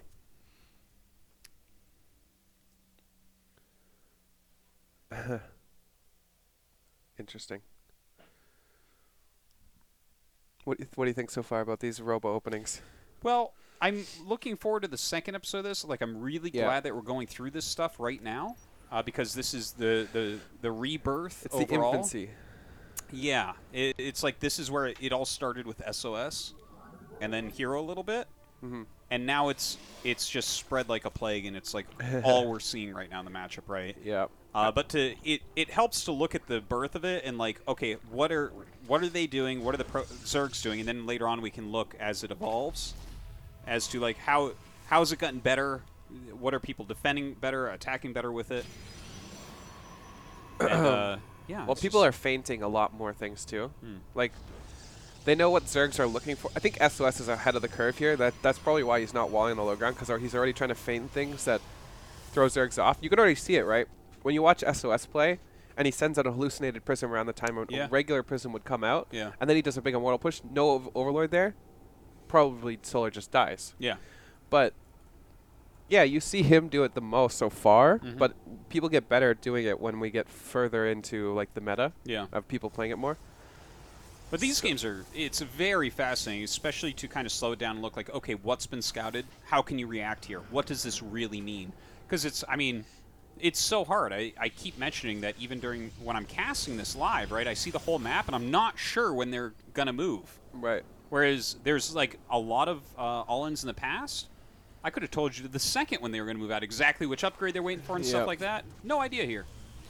Well, it's getting more and more developed, and it's way more complex than just like a push now, where you're playing like 3 different mind games as well as doing the push. Yeah, yeah.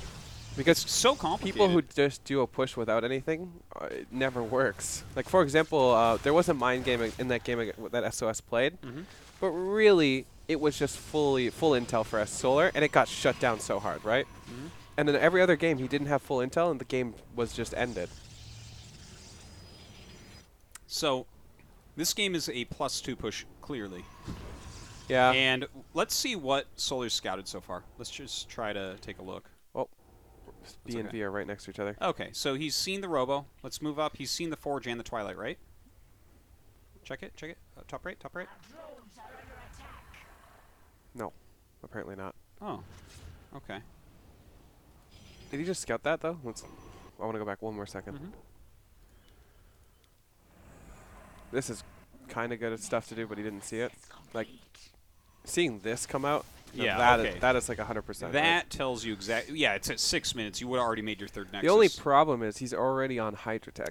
So at this point you are... Oh, he's going Hydralink. I actually really, really like Hydralink and really, really hate it at the exact same time. Okay, please explain, because it seems to me like Hydraling is so much better. Hydraling is great if you hit that critical mass of Hydras again. Ling... Another thing that's really good about Ling Hydra is if you can get on top of the sentries in the middle of the map somewhere. Because if you have no force fields to stop the Lings from getting on top of your sentries, everything disappears. Everything disappears if the Lings are on top. The problem is when they force field your Hydras, right, back up, kill all your Lings, and then come in and kill your Hydras. Because when Hydras don't have a buffer, you just die. Yeah, very much But so. Hydraling is so much better. It's just so much better. There's so many more options for aggression after it, too. When you see those Roach pushes get completely shut down by a couple of Immortals, Hydralings does not get completely shut down by Immortals. That's very true. So you can actually do a counterattack when you're on the back foot. With Hydraling, it's way more effective counterattacking. You can go Hydraling Bane, which is really strong. We know it's really strong. There's just way more options with Hydraling on the offense than with Roach Ravager. Okay, let's take a look at this push, right? He starts the third Nexus. And the thing is, this push reminds me heavily of the first one we saw from SOS. Obviously, it's a +2 Immortal push with a third Nexus on the way. Like, it's clear he wants to go attack, but he can turn around and play a real game from here. He's got good upgrades. He's got a good unit set. He's got a third Nexus coming. You know what's most important for that to happen? It's +2. Yeah. +2 is the best thing that allows you to kind of play this game out, even if you turn around. If you don't have any upgrades, the Zerg is going to steamroll you eventually. Yeah. But if you have +2 and then you get +3, the Zerg player really doesn't have any opportunities to push you if you don't lose literally everything. Yeah. If he saves just the Immortals, that's already enough to really push back a Zerg player. Unless they go Ling Hydra Bane, which is a little bit riskier in general. But I don't think Hero was expecting Ling Hydra Bane specifically. Yeah, I would agree with you. Look at that. He actually started +3. Yep. So this is kind of showing us that he's not intending on moving out. Right? So this absolutely was meant to kill. Okay? Yes. But it didn't have to. This is why this build, again, I think, is so frustrating to a lot of Zerg players. Because if he had gone for like a Roach Ravager type of build, I guarantee you he connects with this army. Like, the army attacks. Maybe it kills you, maybe it doesn't. We'll see, but... Right. Look at this. Now the fact that he's just kind of roaming. Sees all those queens, sees those Hydras, and he's just like, all right. Clear some creep. Yeah, clear some creep. Pretends he might push. He's like, oh, maybe I'll come up this ramp. Maybe I won't, you know? Starts his +3 and just backs up. Yeah. And the thing is, if the Zerg player tried to pounce on him, he's got force fields. He can force field here and kill all those links and then back up. Yeah, there's no way that like Baneling speed is going to be done right now or something. You're not afraid of that. This is great, by the way. He's just checking to see the army comp, see what he's missing or what he needs to look for. Up here, there's no fourth. Yeah, like if you see a fourth, then you turn that fucking boat right around. You go back in there. You're like, what did you just say? What did you say to me? You say that to my face. He comes up this ramp and just kills this base. He's like, you know what? I'm gonna kill this one too. Comes through the rocks. Yeah. Absolutely. So look at this. Walks all the way back now. Really, really good to just have that vision, by the way. Okay, so... And he's still on the map. There's still presence here, but really, he's never going to push. No. He's sitting at places where he can force field all the time. This is just good. There's nothing bad about this at all. Yeah. Dark's upgrades are pretty terrible. Like, they're just awful. Yeah. This is his first upgrade. It's melee. But he's getting Baneling speed. Oh, he's way behind, not just a little bit. Yeah. Look at 67 drones to 58. That's not a big difference, but +3 halfway done when your first upgrade is on the way. Melee. Plus, Protoss already packs a solid punch on 0-0 versus 0-0, but when you have +3, things just melt, especially if you have Storm. Yeah, yeah. I feel like it's a more playable comp anyways, because Banelings can fudge math. Like, this totally. When you're behind if this was Roaches... Game is over. Well, you would have already attacked. But when you're behind in general, just as a general rule for people, if you're behind on upgrades by a lot, then just rely on splash damage. That's kind of the great equalizer, because splash damage doesn't really care about upgrades. Yeah, Dark is probably going to want to play this game out really long, by the way. Like, here's another thing. If you're behind in upgrades, you want to equalize that before a proper engagement happens, a proper big engagement, especially an offensive engagement. And that's why upgrades only go up to 3-3. Yeah, could you imagine? If you could go to, like, 20-20, it would just never happen. We'd never have games end before an hour. Yeah. Because one person would have one upgrade up, and they're like, well, I'm never attacking you. Yeah. You better get ready for the long haul, building a bunch of planetaries. Yeah, he starts his armor immediately. He's still got great scouting going on. Big committal into Lingbane Hydra. Now, what's this move out? Let's take a look at this move out that's occurring.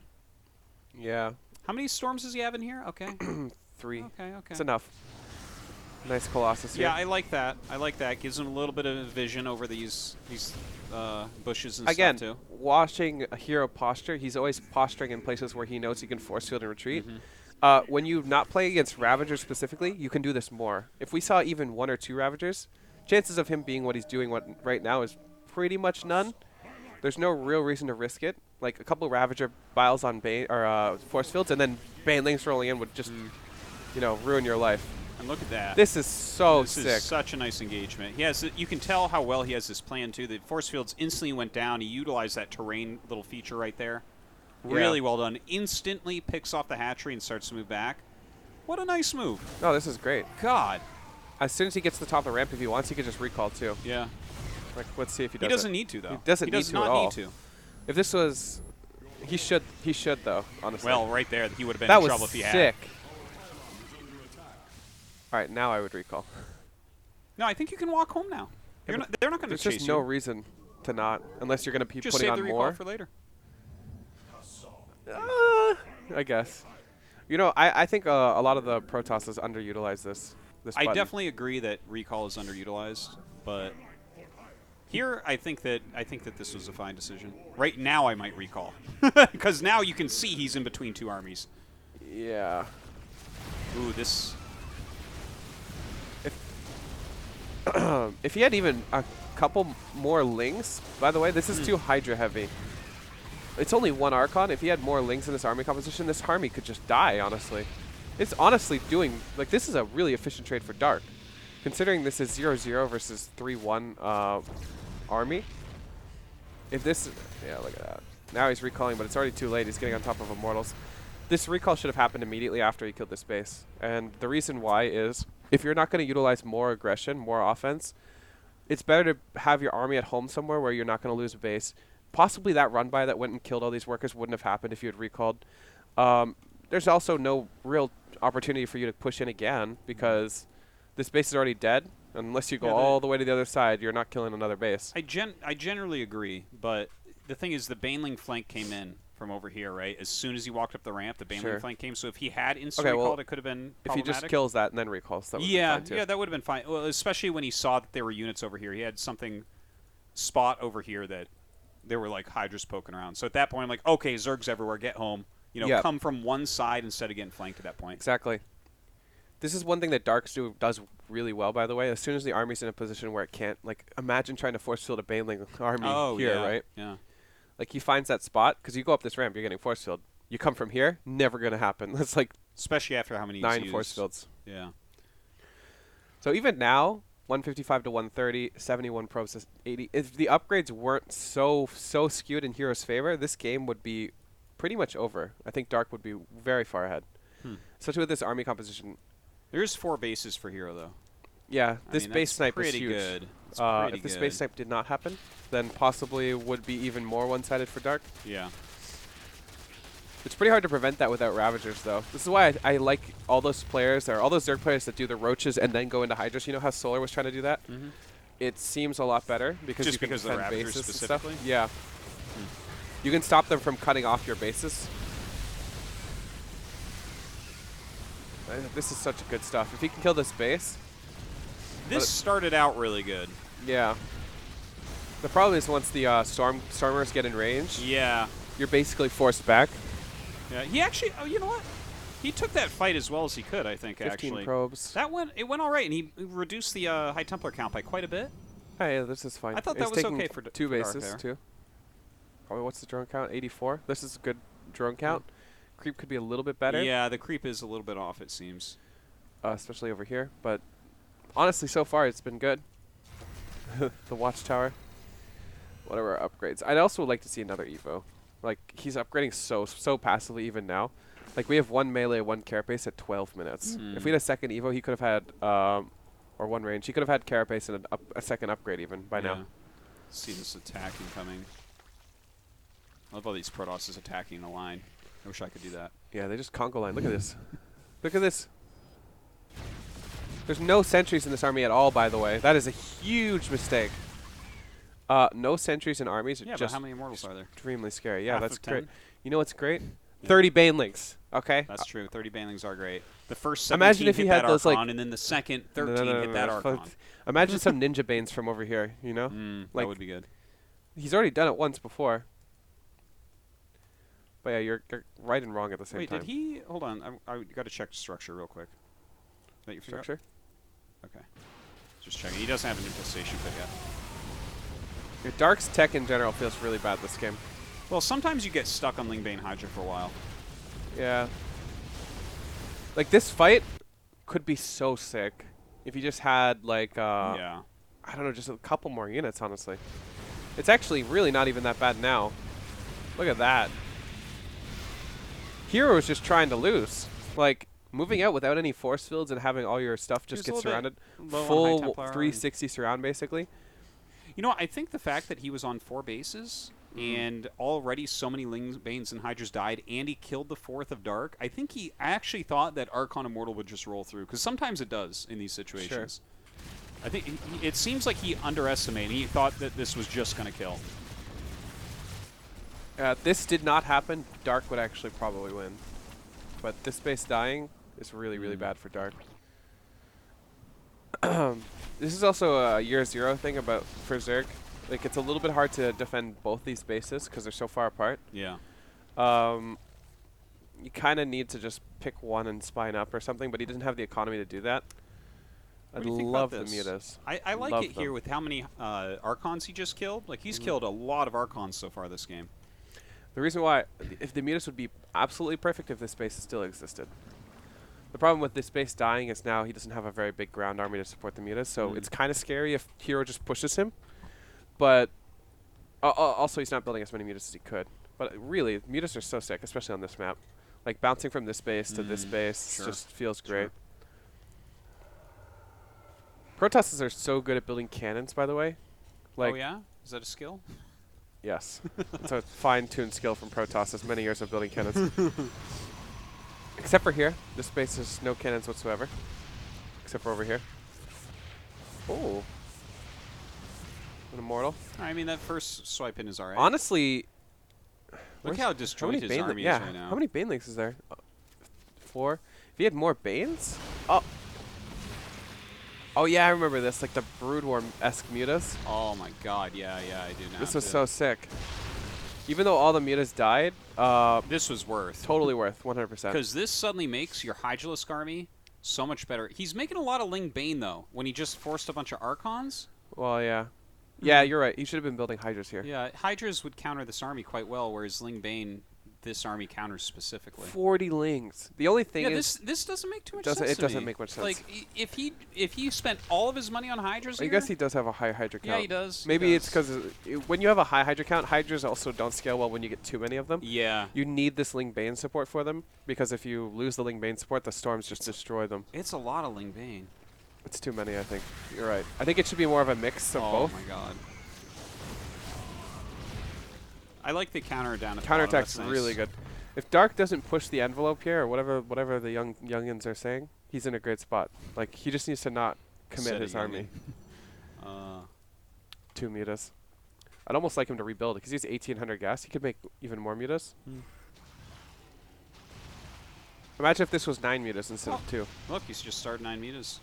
Look As at if he that. heard you in the past. It's almost like I'm a pro gamer. Oh my gosh. Is there any reason why we don't get +3? Does it even matter? It's pretty expensive. I mean, I think that the armor upgrades aren't all that great. I think No. +1 plasma's better. Isn't it great how few upgrades Zerg get in general, though? Like, Zerg players do not care against Protoss, I find. They're just so used to, like, the thing is with Protoss, they already kill your shit anyways. Yeah. What's the point of getting the upgrades if they just kill your stuff already, you know?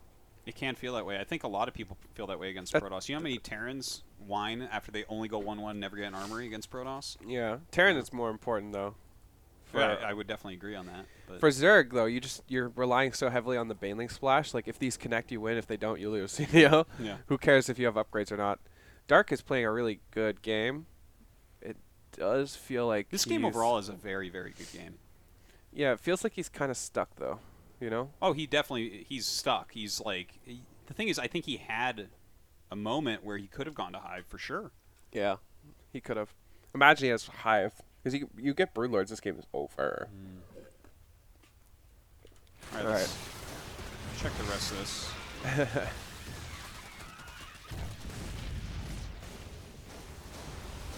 He does such an amazing job of this. Yeah. It's almost like he's a Brood War player.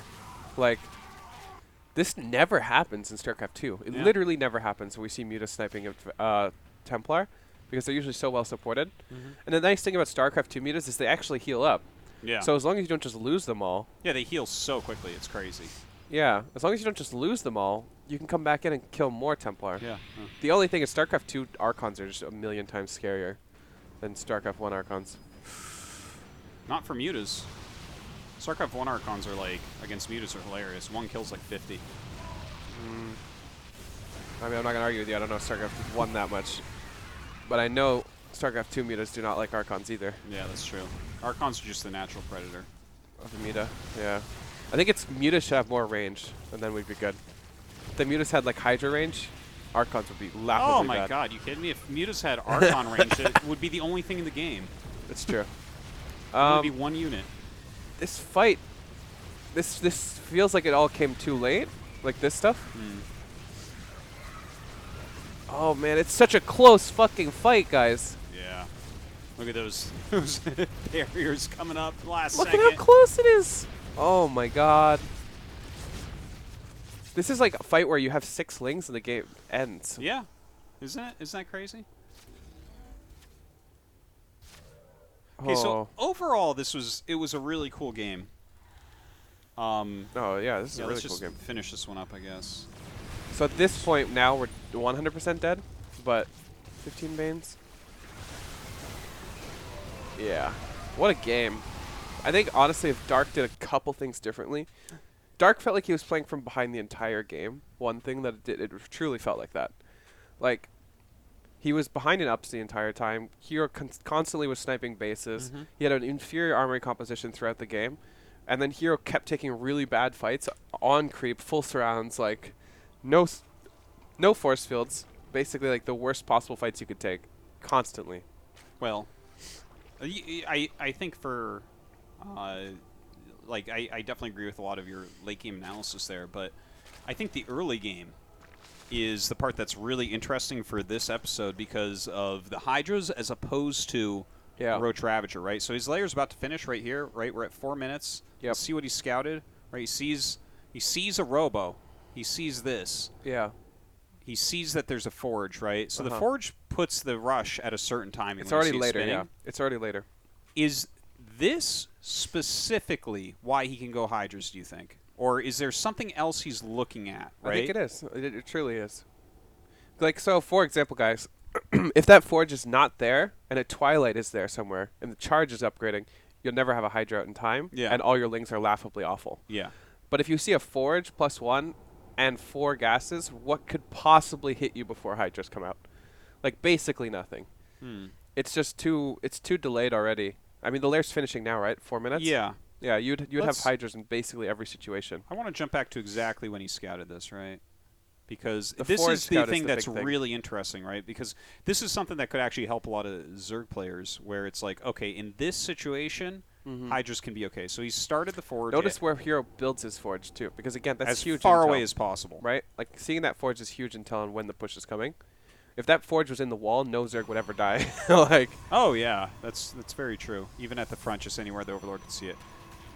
Okay, so that one Zergling. Yeah. So that's kind of a non-replicable thing.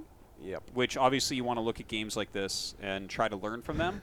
But in most people, you're not going to get this Zergling in here. It's just it feels bad. it's not oftentimes going to occur. I agree. And the thing is, he could have prevented this. Like if you just build a building there, for instance, right? You let your probe die. But now it's got scouted. So Lairs I want to on get the back way, 3 exactly drones. At to this, when that sees it. Okay, here comes the Ling. does he Here's start the Ling lair going in. immediately is the question, or Yes, is it that's before? the question. That's what we're looking for So he's here. 120 gas. He could already start it. So Yep. okay, the lair started. Okay, The thing layer is, starts and he gets you don't up see here. this forge. You can build a roach horn. It's totally fine. You need the lair. The lair is really for not dying to DTs. A, because DT drops are really really good, and B, just for potentially going Ling Hydra. You don't rush out roach speed or something like that. It's not necessary. In general, to defend, you can do Ravager Ling or something like that if you want to defend. But you need a fast lair if it's Arcot or a DT drop. Spores are fine, but they're less effective in general than a fast lair. So once the lair finishes, usually you probably be starting your roach horn soon, though, if you're pretty sure he's going to all-in you. Yeah. You definitely don't start it towards the end of the lair. That wouldn't make any sense. Yeah, but it seems like because he's scouted that it's Forge and then Robo, He knows this just gives him a pretty big window to get into Hydras, and this might be a build good as many thing. drones as he wants. Yeah. You know what would have been a madman play? A Spire. He's just like truly living on the edge. But that's just too insane. I would love that. It actually I love wouldn't- Spire It openers actually against wouldn't be Protoss. terrible. It really wouldn't. But like I think you could probably have 10 meters. You probably don't want to. Yeah, that's you don't want to push this We're getting a little envelope bit with out your hero. there. You're playing against Maybe not on hero. this map. Okay, King's Cove, like we saw in one of those episodes, the Rogue vs. S, maybe. Yeah. But okay, Oh, so no, that was dumb. That game was so dumb. it was a little bit dumb, but better map for it than this. Okay, so this was kind of an interesting aside, right? Because that Ling got in, and with that much information, this goes into a really long game, which Dark could have won. He didn't end up winning this one, but yeah. It's basically SOS game. What game was it versus Solar? all three. No. Like the Oh. one game where he could have went back, started +3, took first the third. game, yeah. Yeah, those totally basically the same thing, except SOS saw the army and just like, I can kill that. And Hero saw this army, he's like, I'm going to die if I do that. Exactly, Right? yeah, because it was like he was going Hydras too quickly. Solar was against SOS, whereas this game, he had gone directly into Hydras. Right. He didn't waste any time with that. It wasn't like some half-baked unit composition. That's the problem. That was half-baked, right? Yeah. Imagine Solar was only Ling Hydra there or only Roach Ravager there. Both times he's probably fine. It hits late enough that you should have about the same Hydra Ling that Dark had. Totally fine. So if Solar was... The thing is Solar went plus or speed Overlords too, which is a bit of an investment. It slows down your lair incredibly. Like imagine your first 100 gas goes to lair versus first 100 gas goes to Overlord speed and then another 100 gas goes to lair. It's way, way later. What's the exact mining rate for the... Wait, okay, because you're going to have just one geyser at that point, right? Yeah. So You what's the won't get a mining second rate? geyser until How long is it for 100 gas exactly? It's pretty long. I don't know the exact Yeah. number. It's basically like you can start a lair and then start a second lair if you wanted to. So Yeah, it must be like 35, 40 seconds, something like that. 3 workers, four at a time. It's probably like 30 seconds or something. 34. Wait. Okay. So when you build your first extractor and then you build your spawning pool almost at the same time, then you 3. I don't know. Yeah, it's fine. Anyways, It's math. long. Okay, it's Math, long it's enough real. that you can't get your Hydra Den fast enough, right? To deal with a push that's really fast. Okay. Next, we're going to jump up to the round of 8. This is the only game that Classic went for a Robo Immortal play against Rogue. It's game 3 out of the best of 5.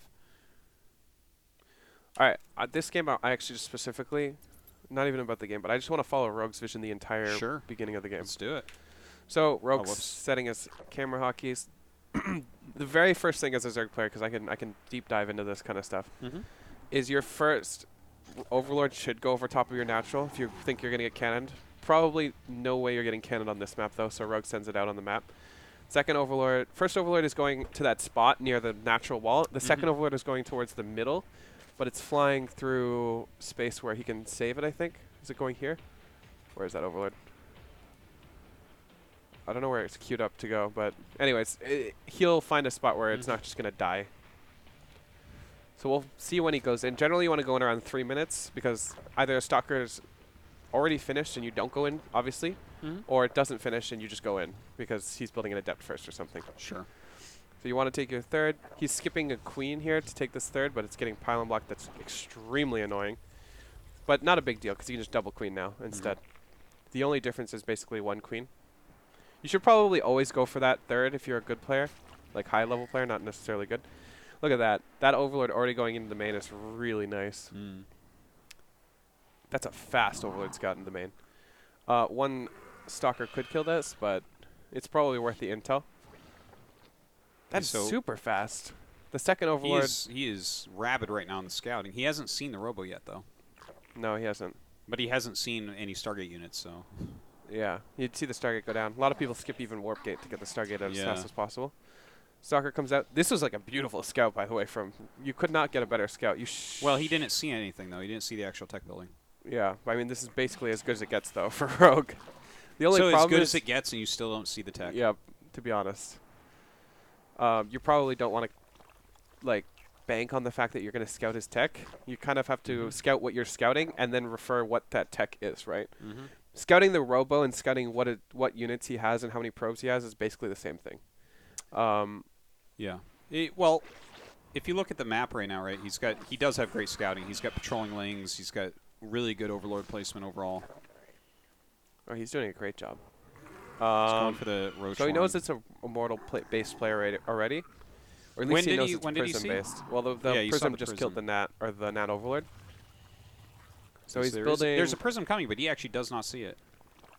Well, he's looking for it. He just doesn't see it. Oh, it's going to hit him almost. Look at this. I'm staring at the mini-map. I don't see the blip. It's going to hit that main base soon. The funny thing is he knows it's coming because you can see he's bouncing his queens back and forth, hoping that whatever base he lands on is the base that's coming. You'll see the queens probably go back into the there it is. Okay. Now the queens are probably going to come back. Okay, yeah, he saw that too, obviously. This is really good play from Rogue, by the way. Like, you could see how avid he was about looking for that Prism. Okay, so there it is. This is great play, by the way.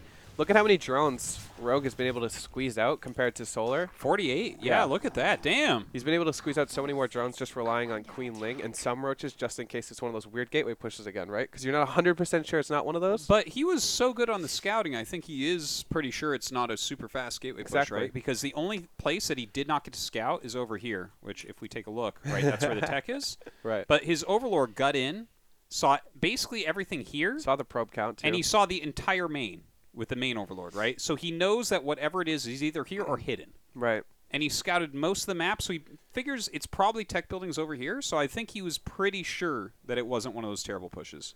No, yeah, he did a great job, honestly. Yeah. So let's keep following up his game, because this is a game he wins. And so far, in a position like this, it feels 100 times better to play from. Like, he's got the creep. He was able to push this back. He has a drone count where he can produce basically full larva production on units and not have any lagging behind. He has some Ravagers. He has Roach. He has Roach speed. What is that? I don't know. Such a weird game, this one. Okay, so even Rogue is confused. Like, I can see him mentally being like, what? What is this? Send some units down to kill the whatever this is and has units in the main to defend. But basically, he can do damage on both sides. This is so funny to me. That just so did not work for Classic. Yeah. It's a very different push than the ones we've been looking at, but it has a lot of the lessons that we're looking for here, right? The scouting of Rogue, the times he sent in the Overlords. But you were mentioning about the time the Stalker comes out. Do you think that he took a risk sending in the Overlords at that time? He totally took a risk, but at the same time... But you're always going to see the tech building if it's not exactly where it was, right? And if you see the Stalker, too, that's already okay information. It's okay. Like, it's just losing the Overlord that early on can be... Can be annoying, yeah. But at the same time, you need to do something to scout. So I think it was fine. Even I, as a Zerg player, was not expecting such a fast scout coming from this way. Yeah. No, you were mentioning that you thought it would be a little bit later, around 3 minutes or something, but it came in at, what, 220, 230, Well, the thing is, that? normally you would delay it so you know if it's the Stalker first, because you don't just lose the Overlord. Yeah. But Rogue did not. I wonder if Classic knew it, because Classic built his structures in a perfect spot for that to happen. Classic is the ultimate prep player, so I think that things like this, he will always have his buildings placed in the right place, more than any other Protoss, including the Also, spats. Zerg Overlord paths feel very...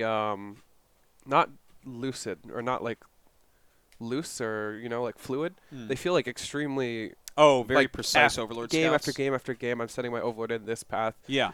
Like, if you watch proxy raxes and like how dumb you can build proxy raxes, like the dumbest spots, like I'll build them right here, and an Overlord will never scout them. Yeah. Right. But if they build them over here, scouted every time, right? Yeah. It just depends on certain players, and like you can Mm-hmm. play around them so easily. This is why you see Proxy Rex is so effective against certain players, Yeah. depending on where they put their Well, overlords. I think that it kind of describes Rogue as a player pretty well, where I don't think that Rogue is a player that really plays off the cuff. He's someone who's trying to do very specific things very well, whereas I think someone like Dark plays off the cuff a lot more. Definitely. But that's also what makes both those players scary in their own right. Oh, absolutely. Like There's Dark no is scary right way. for a different reason than Rogue is. Yeah, yeah. This also might be why Rogue sometimes does worse in game or in tournaments where there's more prep time, because people can prep around Rogue more than Rogue can prep around people. Like for example, That's true. he goes He's to only IEM. won quick tournaments. He goes to IEM. He's a global champion. Yeah. But he plays in GSL. He loses the round of 32. Yeah. Like, it's easier to prep for Rogue than it is to say Dark. Yeah. That does make sense for sure. But at the same time, you can go to the IEM World Champion. You know, you can be the IEM World Champion if you're Rogue, but it's harder to do that if you're Dark. Because Rogue in general is better in just the straight up format games. Like that scouting is just, that is like a champion level scout, you know? Yeah. Like someone of championship tier will scout like this, but not necessarily someone like Dark or Solar. Well, he got that intel. He got the earlier drones out. I mean, this was kind of a wonky game from Classic either way. It was a very different. It might be very strong, but in this particular circumstance, it seems like all the information that Rogue needed, he obtained. Well, here's the thing. He got all of his drones at the right time. He had the scouting, the defense down. Rogue was playing around possibly dealing with Immortal Sentry all in. And to be fair, that's a hell of a lot scarier than whatever this stuff was. Like, so like when this stuff comes in, it's not an Immortal Sentry all, and you're just like, whew, I'm so happy. You know? Yeah. Like it's so much easier to deal with this kind of stuff than an Immortal Sentry push. So Rogue was respecting a different play that happened to counter what Classic was doing. Right? Like he had the units to deal with the Immortal Sentry, and it just happened to be this, and then he killed this and defended in the main at the same time. But Rogue played this flawlessly. Really, really great game. He had full intel on what was coming. He respected all the things, but didn't cut drones too early. He respected it with the army count that he can afford on a low drone count, like queens and lings, while building drones at the same time. I appreciate even that, like, for instance, right now he doesn't have a fourth. He's at 51 drones. He doesn't need more than that because there's no third base. He knows the maximum income here, and he knows that he's outmining his opponent, but not by, insane amount. Yeah, he doesn't. You don't need the insane amount right now. Yeah. And he'll probably, as soon as the pressure is relieved at all, you'll see like 15 drones on the production tab. Like if this saw like say a third here, we'd probably see 15 drones. Yeah. Even if the pressure is still being added on, because he knows that nothing crazy is coming. No massive all-in is coming. Let's look at the final push, because Classic is about to make it.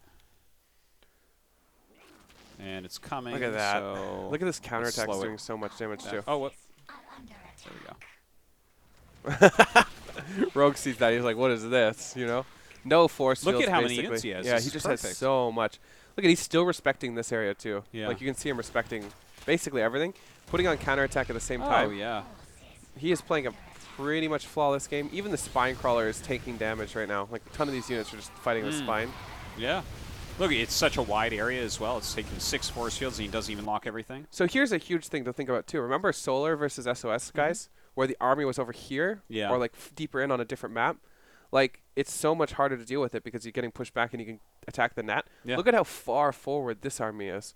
Like he has tons of room to fight and back up here.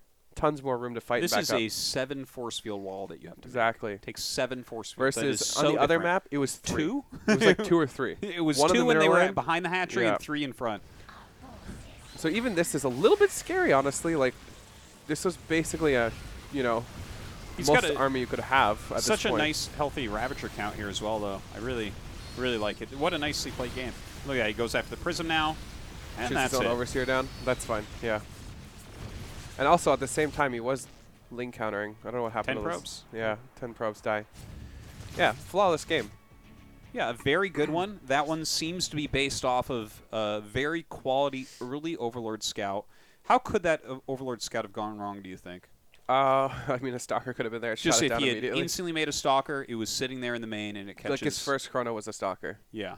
If the first Overlord sees the Chrono on the gate, you probably don't want to send the Overlord in anyways. That's true. You don't really Like chrono out the Adepts too often. Well, even then, you wait for the Adept to pop, and then you send it in. Yeah.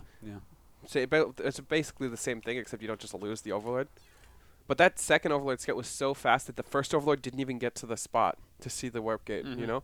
It might have only been possible on Automaton because the main is higher up than the natural. So the second Overlord gets to the main before the first Overlord gets to the nat, just based off the map itself. So it could be completely map dependent that you get an Overlord scout on that map. Huh.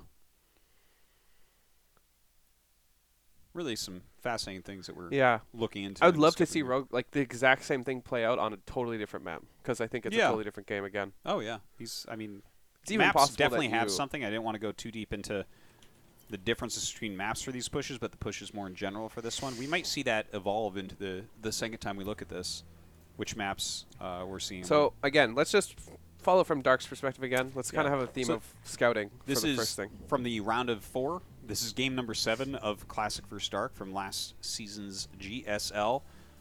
And here we go. Sweet. So let's follow from Dark's perspective to see what he's looking for. Did you see that? That was interesting. Looked like he wanted to just take this base immediately, you know? Either that or he's trying to block the nap, but that was too late to be like a hatch block or something. It's interesting because it looked like he just straight up wanted to take the other base at first, and then saw the probe might have been a little bit late and went back to the nat. But it felt a little weird.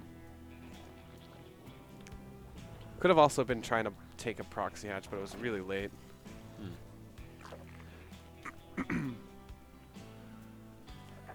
Ooh, that's nice. It's so much nicer to get your natural before the queen, the second queen, and take it like way faster because it's a little bit of a miss block. Creep connects much faster. Let's check out what he's scouting. Dark is right now. Real quick. Okay, nothing too big. So he sees a chrono on the warp gate again. Like this overlord's going to stay close to here because if this is a stalker, like I said, it just gets shot down and then you have no intel at all. You'll see him probably see the adept and then go straight in. I promise you, he'll probably do that. You promise me he'll probably do that. Okay, maybe not. Okay, well, he probably should have done something, but I guess he doesn't want to. It's interesting. Just kind of sits it there. Oh, I guess he has his links here. Never mind. You don't actually need to sacrifice your overlord if you have links here and you know you're getting in. So it's just safer. Let's see what he scouts. What's he scout? Nothing. Nice. Standing. Classic places his building so well. Look at where it is again. It's funny because the links just come in and they see this immediately, but you never send your links back here. It just never occurs to you. Well, even this is like, it's so easy for an overlord to see this, and it's just great. Great spot. Yeah, it's interesting because he walked out to the front and then came back instead of to the back and then went back, right? You know, the thing is, Dark knows where it is now. He should, because there's no pylons in here. Either that or it's a proxy of some sort, but that doesn't seem realistic. Yeah, so he should probably know it's a robo already anyways. Unless it's like a Twilight on the map and he's DTing. Let's check what he has.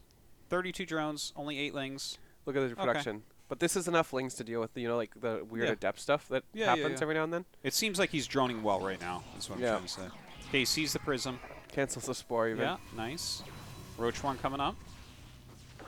I wonder if that spore was just in case it was proxy Stargate. Because he saw no pylons, and he saw Stalker and Adept. Was that on time for it? I think it was, right?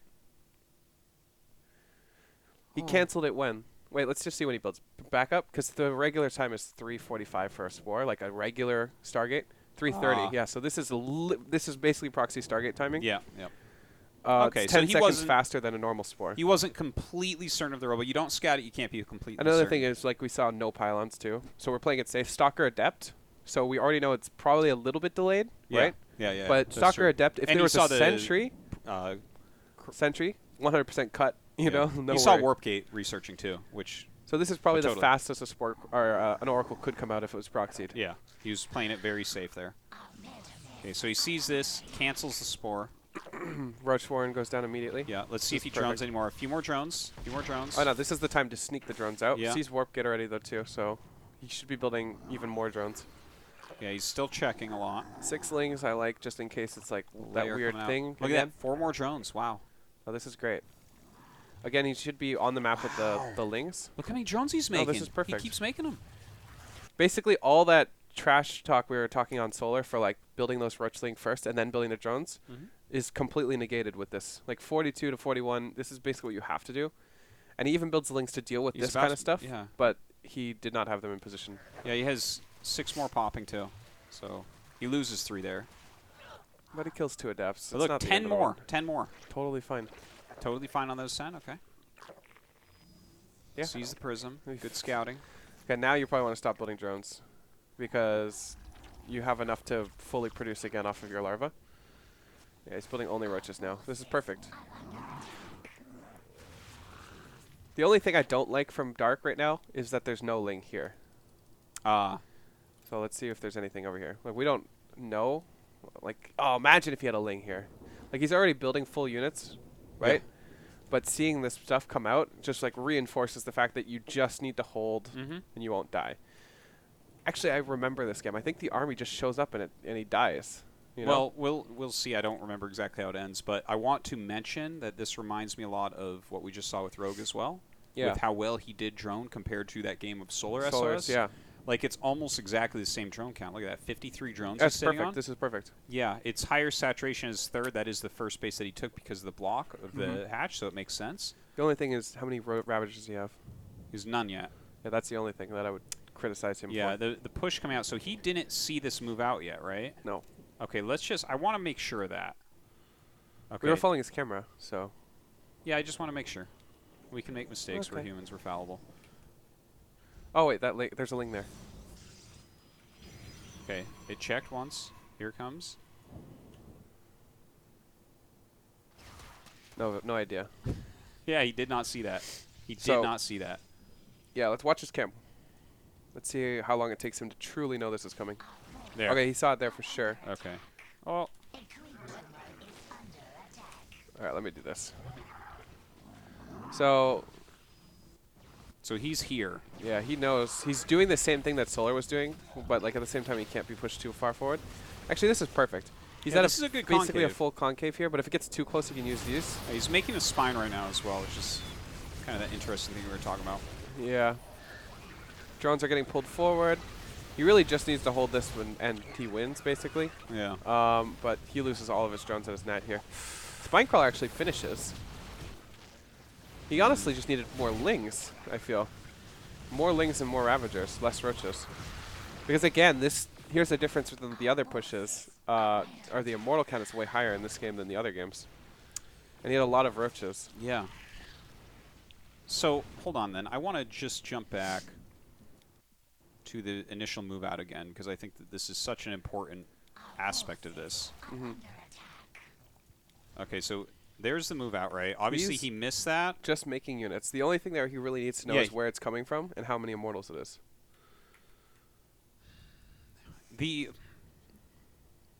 Does he have to know how many Immortals it is based on the time it's moving out? Can't you kind of infer the range of Immortals?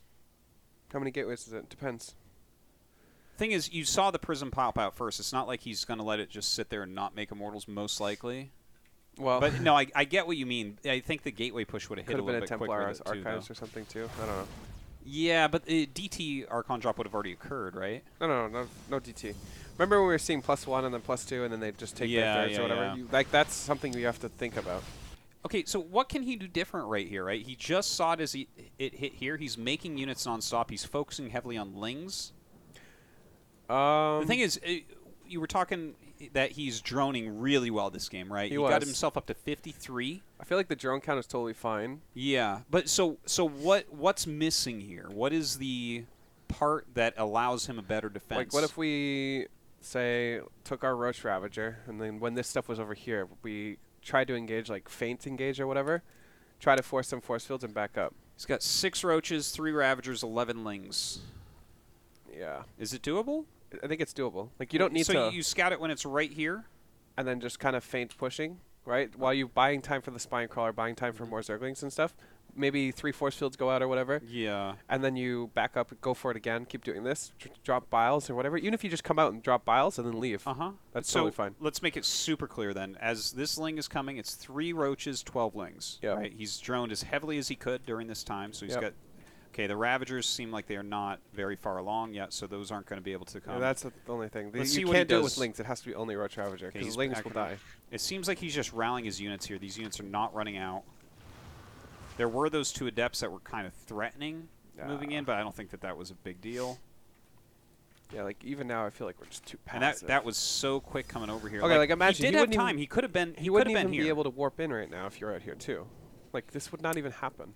But he has 11 lings, and he had three, Just four take the roaches. lings. Take the lings. You right click them here. These are never going to be a part of it. Because if you lose these, that's really annoying. You just want to feint Biles and back up. No force fields But are he going to did happen. not have Ravagers. He needs the Ravagers, so he needs them faster then. So, do you think that he should be blindly building some Ravagers? Yeah, Ravagers are good in every situation, basically, as long as you don't overbuild them. That's true, but based on when he saw the move out, right? So the initial Adept killed his Ling in front of the wall. Obviously, this is going to be something we have to consider a mistake. Yes. That he lost that Ling and didn't know that the push was moving right then. Yeah. If he had known it was moving right then, he could have built those He could have Ravagers. morphed like 4 Ravagers and been here. Yeah. And He could have this pushed it would back never a bit happen. more. He wouldn't be able to warp in here. It'd be somewhere back here. Mhm. Like your Prism dies, you lose the game. So there's no way you do this. That would It's- just be insane. It's interesting watching how many games it's just like a lack of scouting the exact move out and the angle that it's coming in from. Yeah. This is basically Zerg in a nutshell right now. It's like, what is it? Where is it coming from? And if I'm gonna die to it, like let me build as many units. If I'm not gonna die to it, let me build as many drones. Those are basically the only options we have. I'm interested to see how the new maps play out because maps are actually huge for robo-based play. Like imagine this ramp doesn't exist. If it's just like more Flat open, ground, even a yeah. little bit more open. This is not a ramp here. Sure. Totally different game. Probably not even pushing here. Probably pushing over here because this is a ramp. You know? Yeah. Like you got to find those areas Those where natural areas, good yeah. force fields are key to like not dying, and you can see he does a pretty good job of it. I actually like this map's ramp layout. It's not like straight down to the hatchery. Like if this ramp was here, like this would be way worse. So silly, yeah. Yeah. Map wouldn't get played. All right, I think we saw enough of that game. A very interesting one, right? Because in this game, the droning is really good. It's just not seeing the exact move out timing. I think it's also It's just almost as if waiting, you need to have more lings waiting in various positions to really check. Mm-hmm. But of course, there's counterplays to everything. So if Zergs start having like a ling here, a ling here, a ling here, you're going to have an Adept just going around killing those lings. Remember when Rogue engaged so much further out, right? Yeah, that's true. That's like true. it feels so much better when you have space to back up. Even if you aren't just like the thing is you can't back up here because you lose your base. So if you just do that and you fight out in the open, even if you have less units, as long as you don't just lose all of them, because that's obviously not an option, you feint force fields or whatever you can do. The area where they're force fielding is so wide open, there's no chance of them just getting like a full, force field surround or something on you. Like you should be doing this, and it slows everything down. It lets you build more units, buys force field times, lets them not warp it right on top of you. Yeah. But that all comes down to like just scouting it sooner. These are really important, interesting aspects to bring up. It's like this whole puzzle of how to defeat these immortal pushes. I mean, it's really complex. There are a lot of different aspects that we're talking about, and a lot of different there's parts a lot of that are things very we're difficult. Leaving out too. Yeah. This is a really fast hatch. Look at how fast he built it on 15, and he extractor I was tricked telling it. you about that. Yeah. He's Just fun. so he doesn't get pylon blocked. Yeah. Zerg players, man. Yeah, so just to throw this out here, this is the last pure Immortal game that we have. This was Super Tournament Game 3, I believe. Yeah, Game 3 between Hurricane and Rogue. Cool. So Rogue we saw on Automaton against Classic do a really great job with scouting. He did a really great job, and you said you wanted to see him on another map. Yeah. Doing this. Okay, we're on Kairos. So this map right now, we already know it's Robo, by the way. Almost 100%. And if it's not a Robo, basically the same reaction is like necessary. For example, let's say it's not a Robo, it's a Twilight, and they're doing that weird charge lot all in or something. Same response. You're going roaches, you're cutting drones at certain times. So he's going to be keeping an eye on like certain amount of gas units being produced because obviously, this is really nice. Literally every Zerg player should do this. Yeah. If they open Stalker Sentry and they don't just wall, like sometimes they just wall off immediately, you can get a Ling in. It should have been more than one. It should have been 3. There he goes. He's really trying to do this with wow, he sees the Robo. Scouts the Robo fully. Rogue is very, very good at scouting, by the way. Yeah. Well, that's a champion right there. So he's just droning heavily here. Yep. Perfect. He should get a second gas soon. I'm just staring at that drone production. Actually, how many? It's not mining fully yet. Once he should probably get a second gas soon. Okay, Roach One comes up. We're probably going to see it Anyways, once he gets his second gas, you probably want to start his lair too.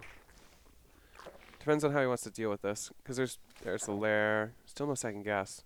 Interesting. I really don't mind this. He saw Okay, he Prism gets coming double out. gas now. Okay, let's take a quick count of everything. 43 drones so far. He's doing a great job of not having to use. He has one Zergling. You see that? One Zergling. Wow. Where is the Zergling too? Look at it. It's perfect. Oh yeah. This is all you need the Zergling for, so you don't just die to something moving out. Now he just saw the Prism moving out though. He's probably going to build like 8 lings and then keep building drones. Okay, 12 lings, 16 lings. Then is he going to go back to drones, do you think?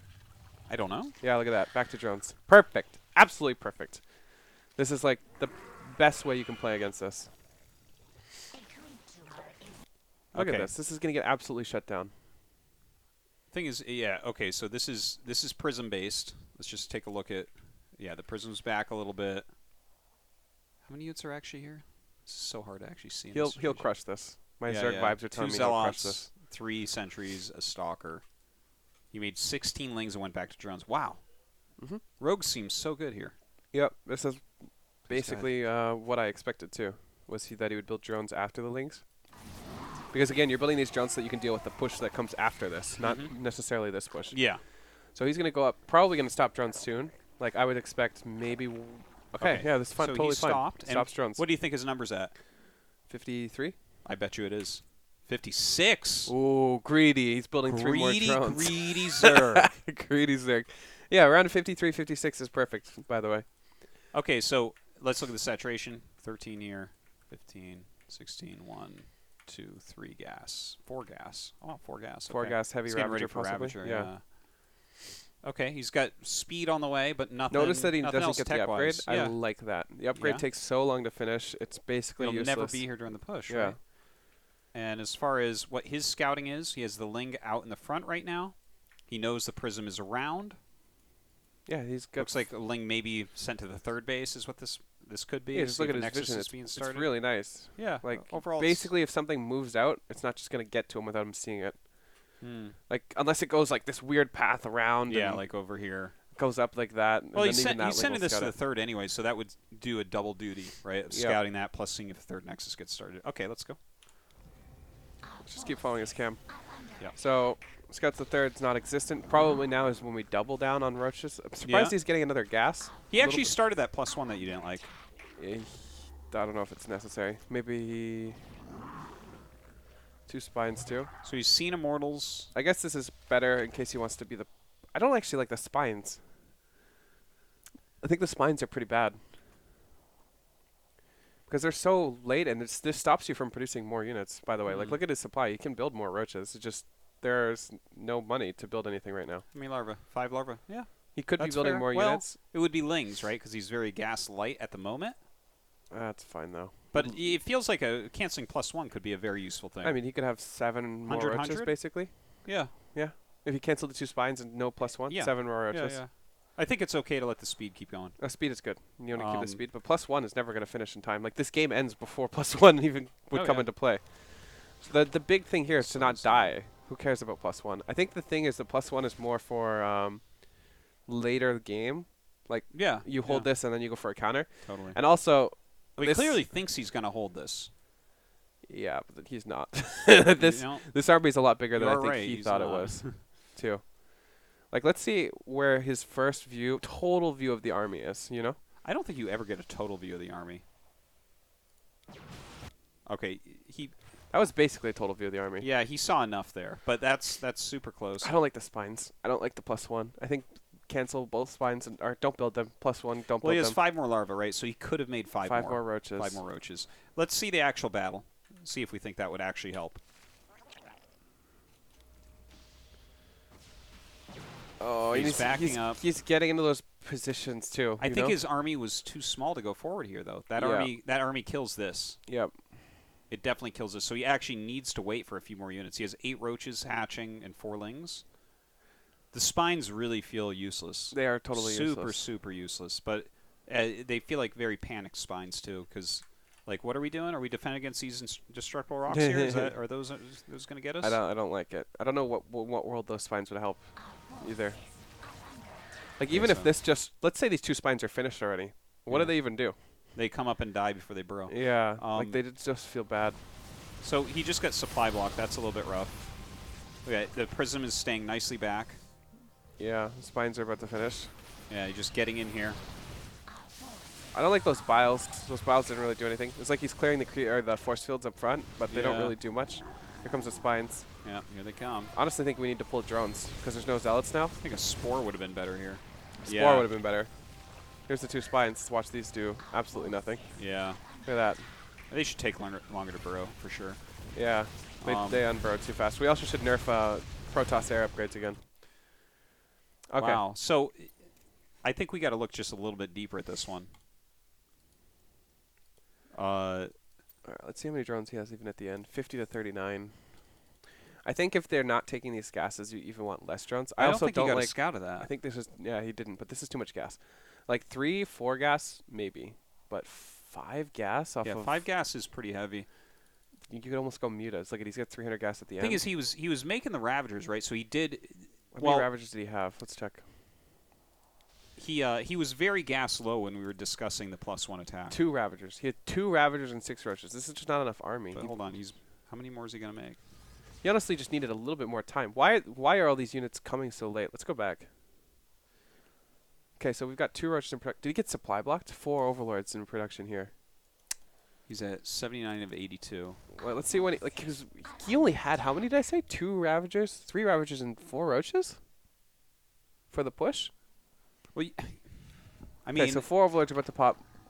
1 Roach in production right now. 2 Ravagers. Okay, yeah. 3 Roaches. Okay, now he's building 2 spines, so he should be building more Roaches right now instead, and +1. Yeah, the +1 cancel plus the Roach build would be nice. So he'd have basically 5 or 6 more Roaches now, or for the push.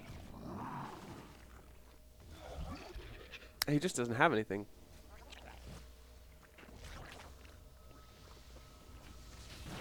Honestly, this seems really, really hard to deal with. Because it does. Even in theory, if he cuts drones, I don't think he's in a better spot.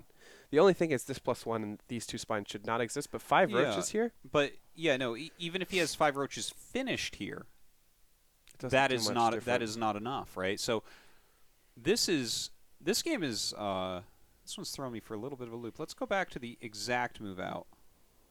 The move out from the natural. The first time you actually could theoretically know what's going on.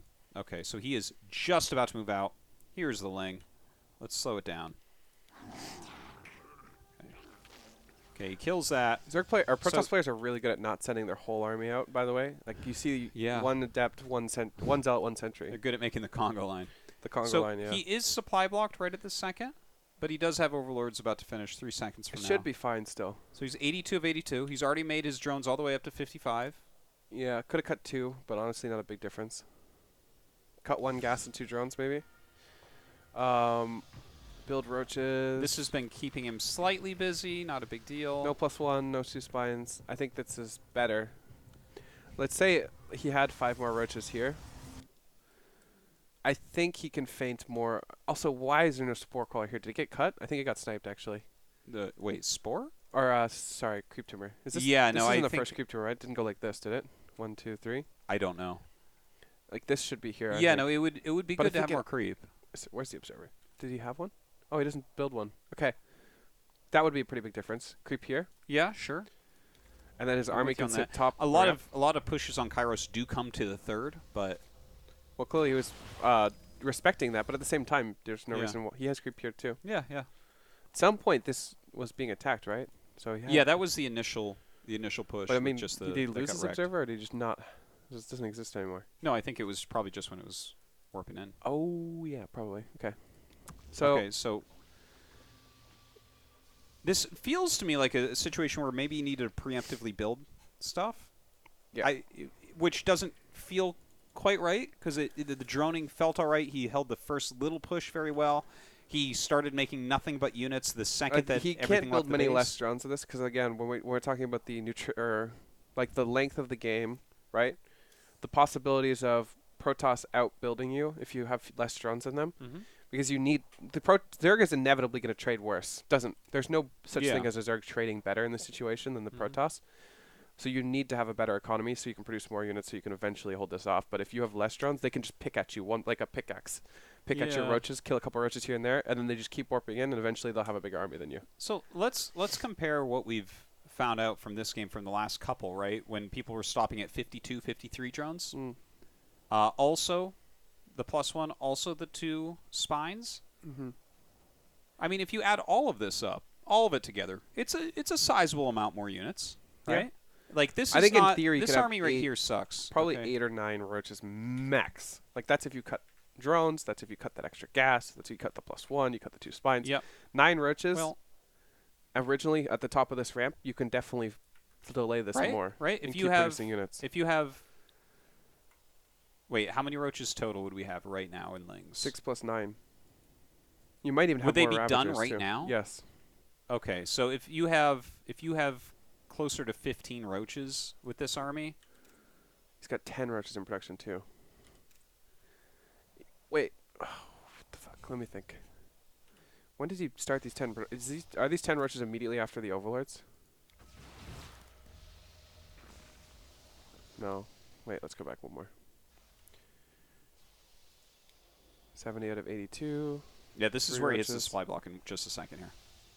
He hits 82 of 82. Oh, yeah. Overlord dies. It's actually crazy how these tiny, tiny things happen, and they affect the game so heavily. He killed that Overlord, which caused the supply block. Which made him build 4 Overlords, which made him not have as many units. It's possible that if that Overlord didn't die, he would have had maybe even more, like 12 or 13 more roaches instead of 9. Because that's not possibly, which he didn't have. Not only would that be 100 resources he didn't have to spend, but they'd also not be supply blocked. Which in that number, now you're getting to a proper force that can deal with this push. Also, creep should have been here. On a small side note, this creep tumor could have looped back. There's like a lot of little tiny things, and it almost feels like we're. Here's the thing: there's no thing that you just snap your fingers and you're like, that's how you hold it, right? So it has to be all these tiny things adding up into a defense. Well, that's the thing. When we start doing the math on what's missing, the extra few drones, the +1, the 2 spines, the Overlord that just died right here. When you put all of that together, the creep tumor that's missing, that would give him creep spread here to move his units more quickly. Keeping a concave here as he comes up because he has creep right here. Yep, forcing you force put fields. all and then that together. He has to hold it, right? I think he does not die. Now, does he win the game? I'm not going to speak to that. I think yes. So the thing is with this is one of those pushes again where you lose it and you lose the game because there's no gases. You're right. He's on 39 probes right now. No +1, no gases, no third forge, base, nothing, wall, no fully twilight. Full wall. Like almost 100%. You're right. Hurricane dies this here. This is very much an all-in. Wow. How do you think we 100% with certainty see that this is an all-in? Like here, if you had an Overlord here, you would see this. Like you see these warp-ins. A tougher map because scouting these are much harder, right? I think that the pylon helps a lot. Rogue was on top of scouting third bases. The third base isn't really a big tell because it could have a couple upgrades. Like if he goes +2 and gets Twilight, you can actually delay the third a really long time. Yeah, that's true. That's true. I mean, obviously he doesn't have upgrades, you know that. Also, there's those click his units. Banana had to take a third base and then just go for the all-in anyways with no upgrades, and you're like, well, you're never going to hold another counterattack, but sure. No, it's difficult, but I think that we found like a lot of signs and a lot of very, very tiny things, and there might be some sort of rule. And the thing is, a rule is never a complete rule in StarCraft because the game is way too complex and the meta is continually shifting. But there might be something there where it's like, okay, if you're droning and hitting Lings exactly right, it's something like don't go over 52 drones until a certain moment into the game, right? So, there might be something like that these guys can add into their game where you're like, you have to be very careful around these numbers. The problem you know what I with mean? that is, if they play a normal game, yeah, you're dead. It can almost be that severe. If you're cutting at 52 drones and they take a third and they have +2, you can't push them because your army is smaller than it should be because you cut drones earlier. Definitely can't push them with roaches because they're going to have immortals out, and we know how that goes. You can't just tech blindly because there are things that can kill you if you do that. For example, the push itself could kill you. You have to find this weird balance. If these gases were over here, and this Overlord was... But they sniped the Overlord so early, too. They do a really good job. I think the Protoss players are just a little bit ahead of the curve over the Zerg players Oh yeah. right now. When you introduce rushes like this, you're ahead of the curve, and then they have to catch up. Yeah. And then you can fall behind the curve. Like the Zerg might have something that destroys this eventually, but Also, like the maps play a huge part into this too. yeah. Like the Immortal Sentry pushes are hugely map dependent. Like if this rush distance is longer, the game is totally different. Like imagine that Rogue had those extra seconds for all those rushes to pop. Like even with all the things we're nitpicking, probably would have held still. Yeah, yeah. Like he just needs that couple extra seconds, and that's why our next week might be really interesting to talk about stuff like this too. Yeah. Like for example, that the new maps have weird things like slowing down and whatever. Oh yeah, yeah. But interesting. It's really interesting to look at. Yeah. I do think this is not an unholdable thing. Like No, I doubt that it's unholdable. It seems very hard. It seems very difficult at this exact moment. Looking at this, all these tiny things that we're pointing out that are, in just the difficulty of scouting. The thing is, if your scouting becomes too good, then suddenly Protoss has no options. You know, yeah. where it's like, oh shit, I can't do any. I have to go Stargate. Is that it? Is that my life forever? Is I always have to make Stargate units? No, there has to be a fine-tuned Yeah, balance. no, it's think hard. Because Overlord speed is too much of a commitment, but at the same time, if it was too cheap, then it would be ridiculous. You know what I mean? Overlord speed is like you flip a light switch off and on like the map. It's too much because you can actually just full scout and save the Overlord. But I don't know where to find a balance between the two without making it too strong for either side. Right? Yeah. Right now, I think we just need more time to find that critical mass of drones where we need to find a perfect army composition that we can produce off of a low drone count. Yeah. Where we can still go back into drones without it being too clunky. Sure. Obviously, if you're building units early and then building drones after, that's less effective than just purely going through drones all the way through. But at the same time, you need to respect all those pushes that happen, those weird warp gate pushes. Like, you remember that game, Dark versus Hero? That push almost killed Dark if it wasn't for that Overlord drop. So you have to respect it. Dark was clearly not respecting that push. He didn't know about it. Yeah. So you're finding a balance, and again, this balance just needs more time to develop. But again, this is why part 2 of this will be really interesting because there will be a better balance for the Zerg, and there will also be a better balance for the Protoss because the Protoss players are still figuring out different variations that make the Zerg player overreact. For example, let's say there's one less immortal. Go back on game. One less immortal, couple less sentries here, but there's +2. Yeah. Totally different game. Totally different. And you can take a third. It's really not. You're not going for the kill here. You're going for the Zerg to kill themselves essentially. Yeah. Yeah. And then imagine Rogue cancels the +1, doesn't have a +1, cancels these 2 Evo or extract or whatever, and he has 9 more roaches. Like we're giving him all those credits. It feels terrible to attack with that against this. I think it's very difficult to look at the precise army and be able to get the exact value because the thing is, there are exact values of what can be afforded at certain times in the game, and the more that the game develops and more certain metas become stable, the more you can realize that, like, oh no, there's something missing, right? That's definitely something that can be seen. Like, for instance, Brood War never gets patched. You can see some of the pros will see stuff like that. And that's something we've had from time to time here. But, like, yeah, I mean, this is difficult, but I think there is technically enough information here to know what's going on. I'm going to go back. I want to see where he puts the second Overlord. Does it die? It has to. No, the second Overlord goes to the bottom of the main, I think, and then just sees the sits there. I'm pretty sure that's what happens. It goes there. Okay. Sweet. So this is already a pretty big difference from Automaton, right? Because this Overlord would be going into the main base on Automaton. And the main base is so much further than the natural on this map compared to Automaton. So I already think that Automaton lends itself to be a bad Immortal Sentry map already. Based off that, and the rush distance is pretty long. Imagine, dude, Classic is so smart. Imagine he built the Robo, or Hurricane built the Robo in the back of the natural again.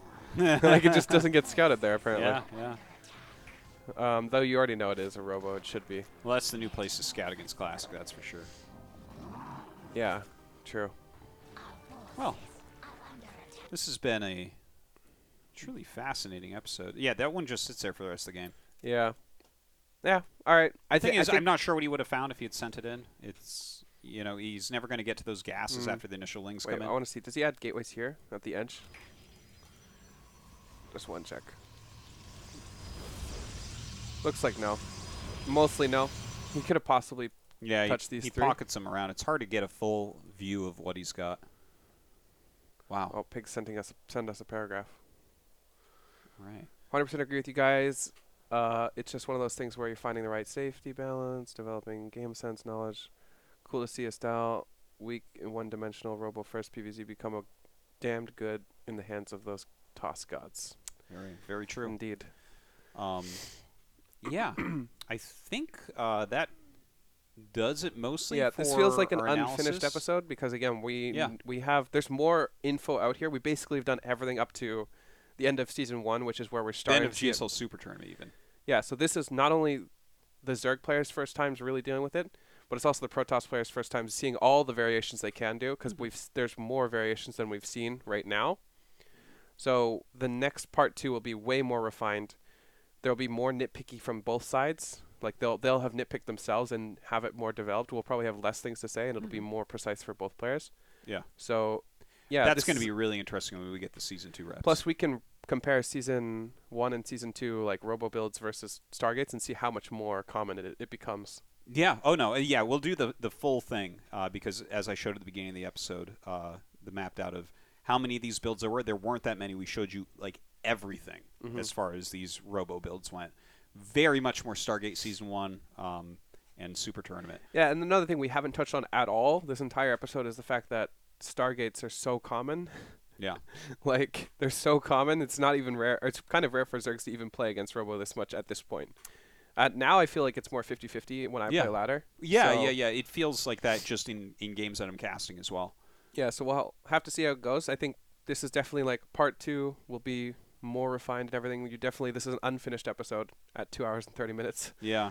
And the part 2 will hopefully clear everything up on what Zergs should do, because really we don't have a full answer yet, and what Protosses can do to avoid Zergs doing that, I guess. Yeah. Because it's a constant juggling of like both players trying to mess with the other player. Okay, so as we wrap up, and I think this was really a lot of fun and a great episode, and I definitely learned a lot, and I'm thinking about this in a very different way. Yeah. We want to thank you guys for supporting the show.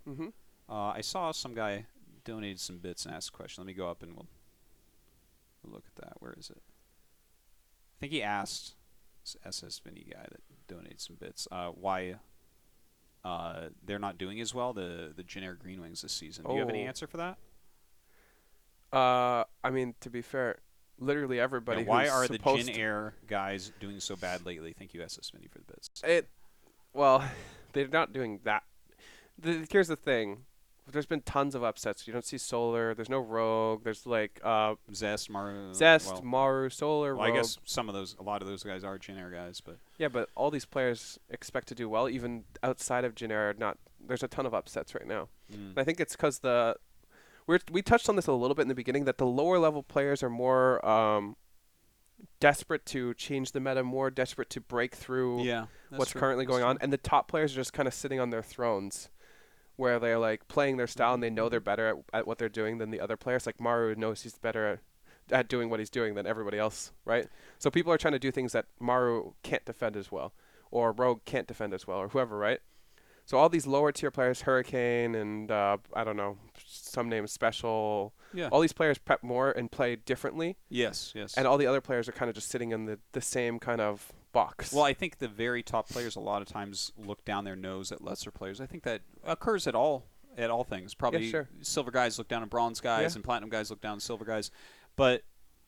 And the thing is, I've seen it so many times, like every pro gamer on earth will talk trash on Haas, but when I bring up that if Stats mixed in his builds 1 out of 5 games, Stats would be the best player in the world maybe, everyone basically agrees with that, right?